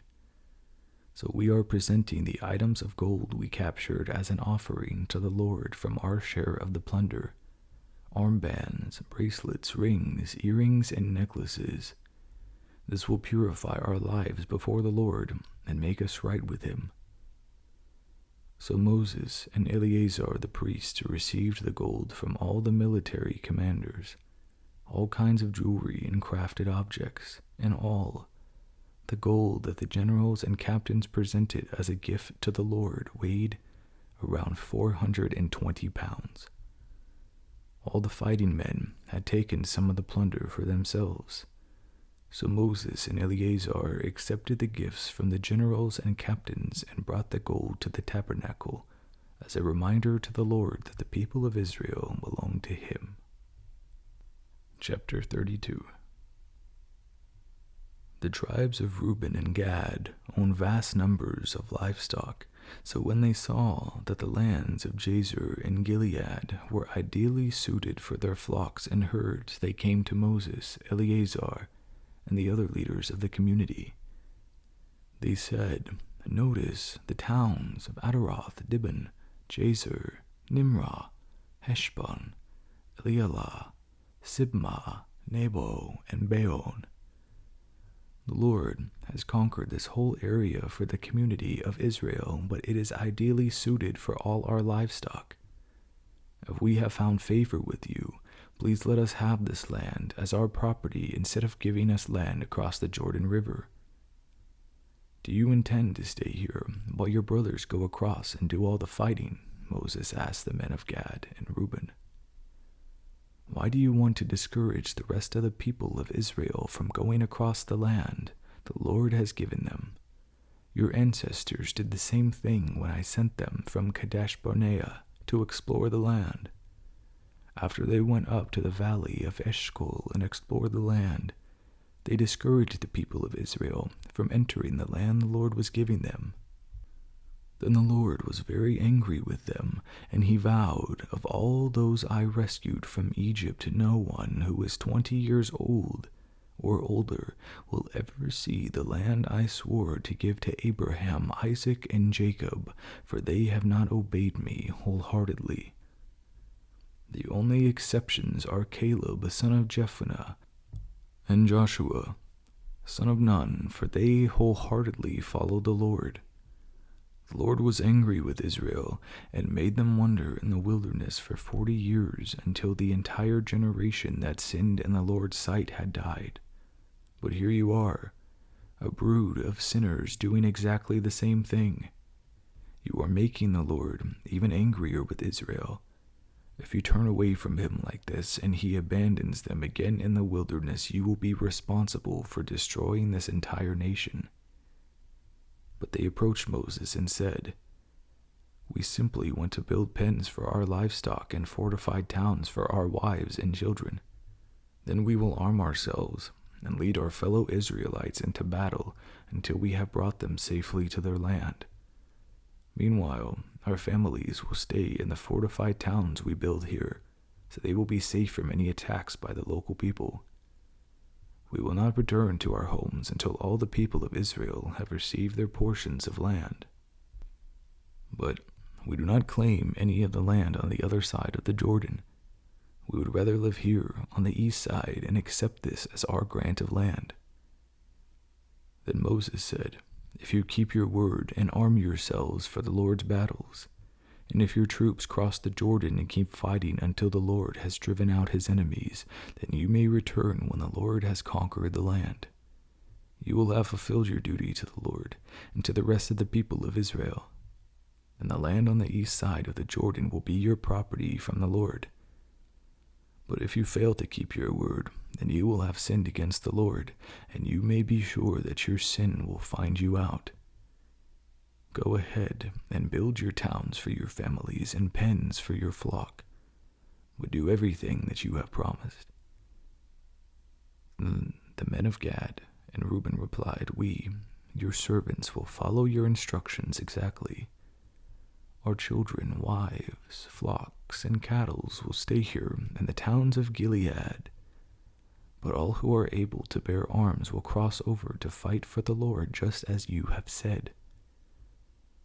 So Moses gave orders to Eleazar, Joshua, and the leaders of the clans of Israel. He said, "The men of Gad and Reuben who are armed for battle must cross the Jordan with you to fight for the Lord. If they do, give them the land of Gilead as their property when the land is conquered. But if they refuse to arm themselves and cross over with you, then they must accept land with the rest of you in the land of Canaan." The tribes of Gad and Reuben said again, "We are your servants, and we will do as the Lord has commanded. We will cross the Jordan into Canaan fully armed to fight for the Lord. But our property will be here on this side of the Jordan." So Moses assigned land to the tribes of Gad, Reuben, and half the tribe of Manasseh. He gave them the territory of King Sihon and the Amorites, and the land of King Og the Bashan, the whole land, with its cities and surrounding lands. The descendants of Gad built the towns of Dibon, Ataroth, Aurora, Atrath-Shofan, Jazer, Jogbeha, Beth-Nimrah, and Beth-Haran.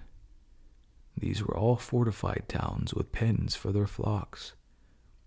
The descendants of Reuben built the towns of Heshbon, Elealeh, Kiriathaim, Nebo, Baal-Meon, and Sibmah. They changed the names of some of the towns they conquered and rebuilt. Then the descendants of Machir, of the tribe of Manasseh, went to Gilead and conquered it, and they drove out the Amorites living there. So Moses gave Gilead to the Machirites, descendants of Manasseh, and they settled there. The people of Jair, another clan of the tribe of Manasseh, captured many of the towns in Gilead, and changed the name of that region to the towns of Jair.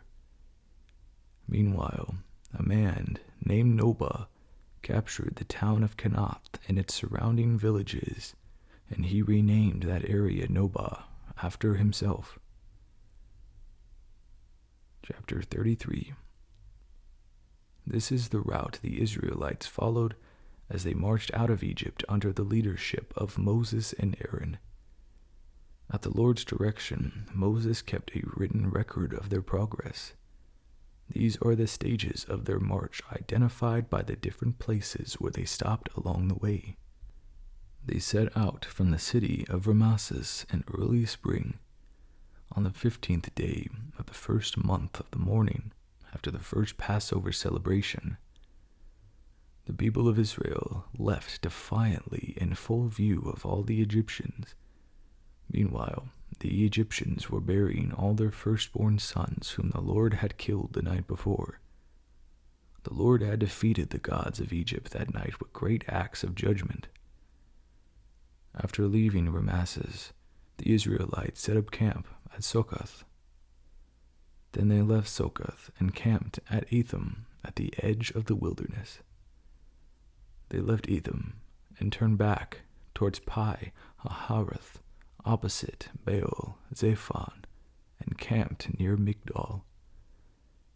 They left Pi Hahiroth and crossed the Red Sea into the wilderness beyond. Then they traveled for 3 days into the Etham wilderness and camped at Marah. They left Marah and camped at Elam, where there were 12 springs of water and 70 palm trees. They left Elam and camped beside the Red Sea. They left the Red Sea and camped in the wilderness of Sin. They left the wilderness of Sin and camped at Dophkah. They left Dophkah and camped at Alush. They left Alush and camped at Rephidim, where there was no water for the people to drink. They left Rephidim and camped in the wilderness of Sinai. They left the wilderness of Sinai and camped at Kibroth Hattaavah. They left Kibroth Hattaavah and camped at Hazeroth. They left Hazeroth and camped at Rithmah. They left Rithmah and camped at Rimmon Perez. They left Rimmon Perez and camped at Libnah. They left Libnah and camped at Risa. They left Risa and camped at Kahalath. They left Kahalath and camped at Mount Shapher. They left Mount Shapher and camped at Haradah. They left Haradah and camped at Makaloth. They left Makaloth and camped at Tahath. They left Tahath and camped at Terah. They left Terah and camped at Mithkah. They left Mithkah and camped at Hashmanah. They left Hashmanah and camped at Meseroth. They left Meseroth and camped at Benajakan. They left Benajakan and camped at Hor Hagadgad. They left Hor Hagadgad and camped at Jotbathah. They left Jotbathah and camped at Amranah. They left Amranah and camped at Ezion-Geber. They left Ezion-Geber and camped at Kadesh in the wilderness of Zin. They left Kadesh and camped at Mount Hor at the border of Edom. While they were at the foot of Mount Hor, Aaron the priest was directed by the Lord to go up to the mountain, and there he died. This happened midsummer, on the first day of the 5th month of the 40th year after Israel's departure from Egypt. Aaron was 123 years old when he died there on Mount Hor. At that time, the Canaanite king of Arad, who lived in the Negev in the land of Canaan, heard that the people of Israel were approaching his land. Meanwhile, the Israelites left Mount Hor and camped at Zalmanah. Then they left Zalmanah and camped at Punan. They left Punan and camped at Oboth. They left Oboth and camped at Lai Abarim on the border of Moab. They left Lai Abarim and camped at Dibon-Gad. They left Dibon-Gad and camped at Almon-Diblatham. They left Almon-Diblatham and camped in the mountains east of the river near Mount Nebo. They left the mountains east of the river and camped on the plains of Moab beside the Jordan River across from Jericho. Along the Jordan River they camped from Beth Jeshimoth as far as the meadows of Acacia on the plains of Moab. While they were camped near the Jordan River on the plains of Moab opposite Jericho, the Lord said to Moses, "Give the following instructions to the people of Israel. When you cross the Jordan River into the land of Canaan, you must drive out all the people there.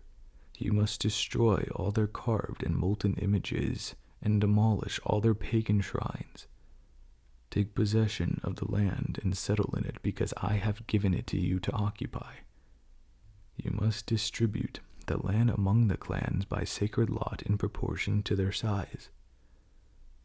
A larger portion of land will be allotted to each of the larger clans, and a smaller portion will be allotted to each of the smaller clans. The decision of the sacred lot is final. In this way, the portions of land will be divided among your ancestral tribes.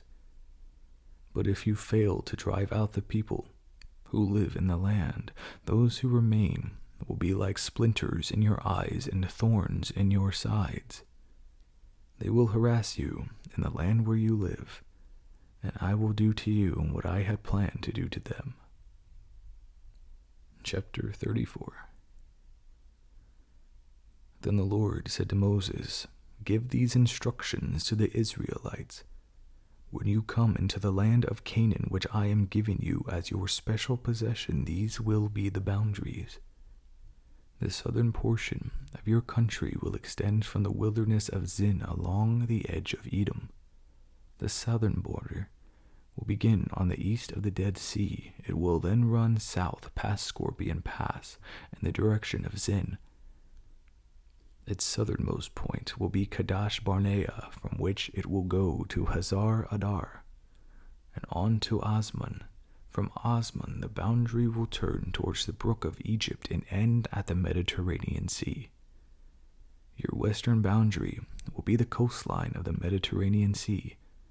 Your northern boundary will begin at the Mediterranean Sea and run east of Mount Hor, then to Lobo Hamath, and on through Zedad and Ziphron to Hazaranan. This will be your northern boundary. The eastern boundary will start at Hazaranan and run south to Shepham and then down to Riblah on the east side of Ain.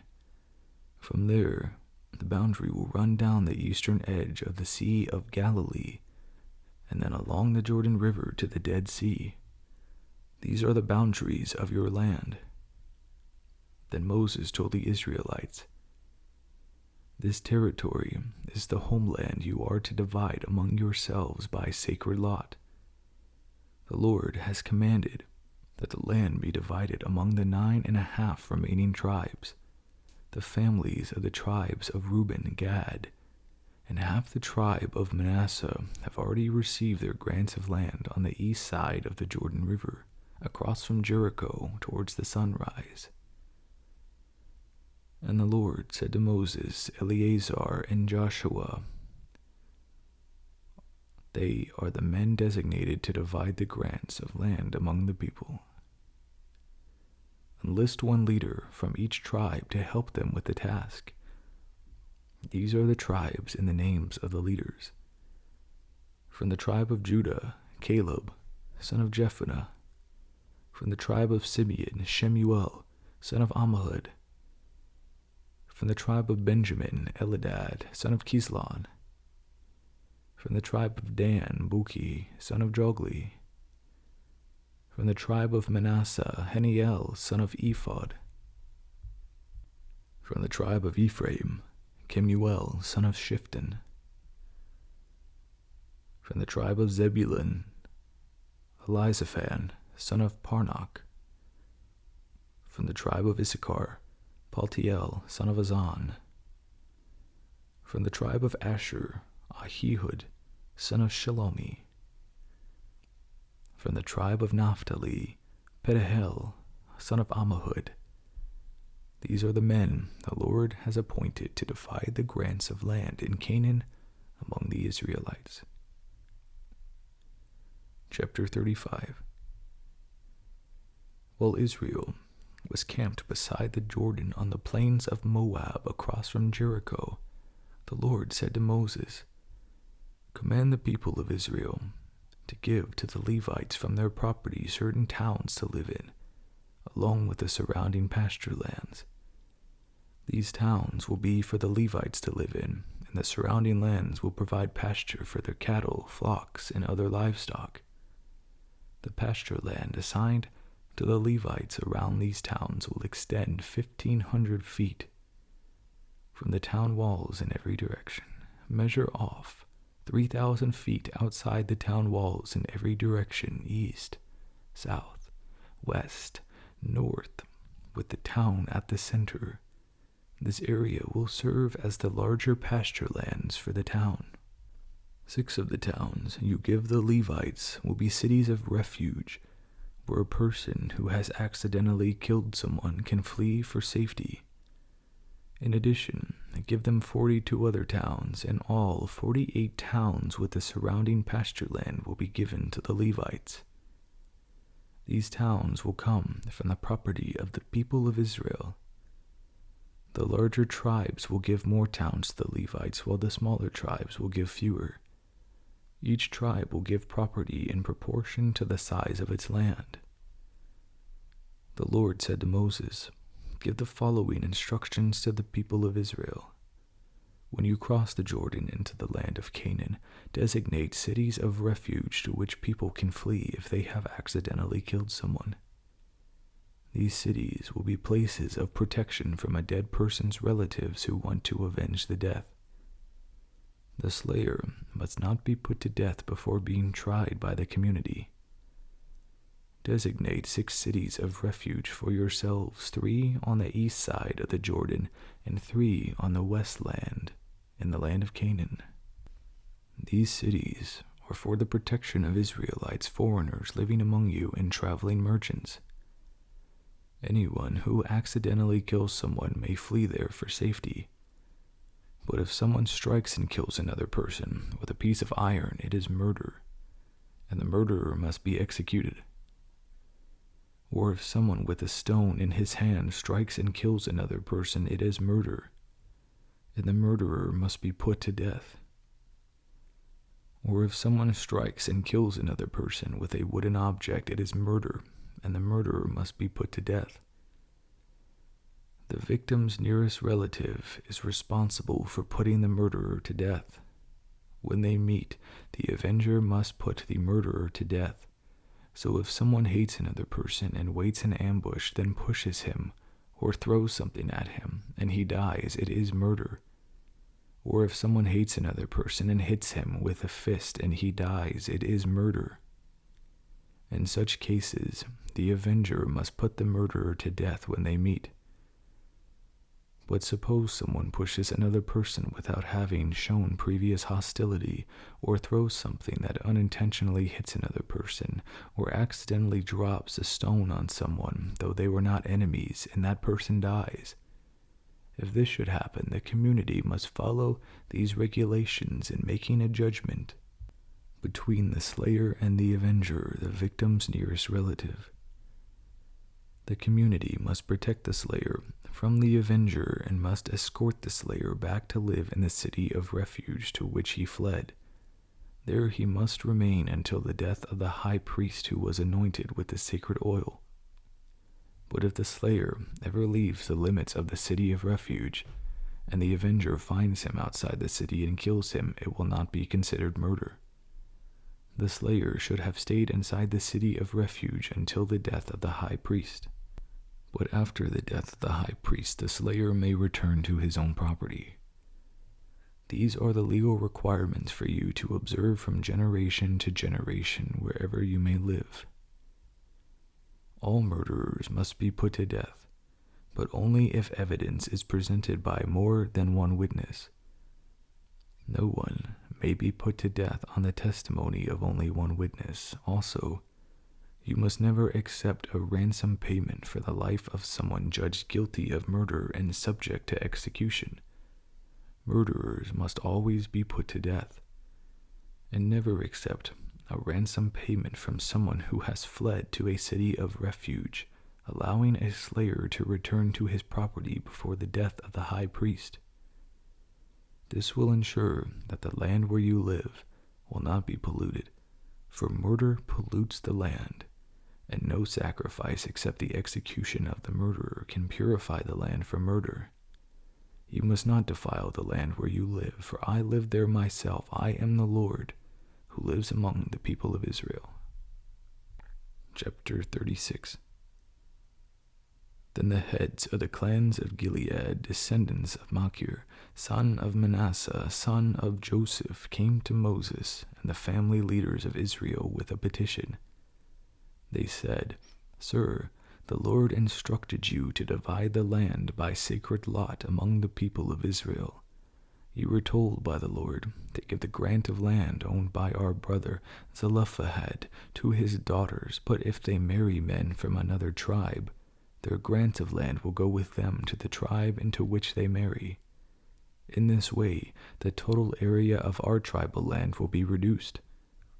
Then when the year of Jubilee comes, their portion of land will be added to that of the new tribe, causing it to be lost forever to our ancestral tribe. So Moses gave the Israelites this command from the Lord. The claim of the men of the tribe of Joseph is legitimate. This is what the Lord commands concerning the daughters of Zelophehad. Let them marry anyone they like, as long as it is within their own tribe. None of the territorial land may pass from tribe to tribe, for all the land given to each tribe must remain with the tribe to which it was first allotted.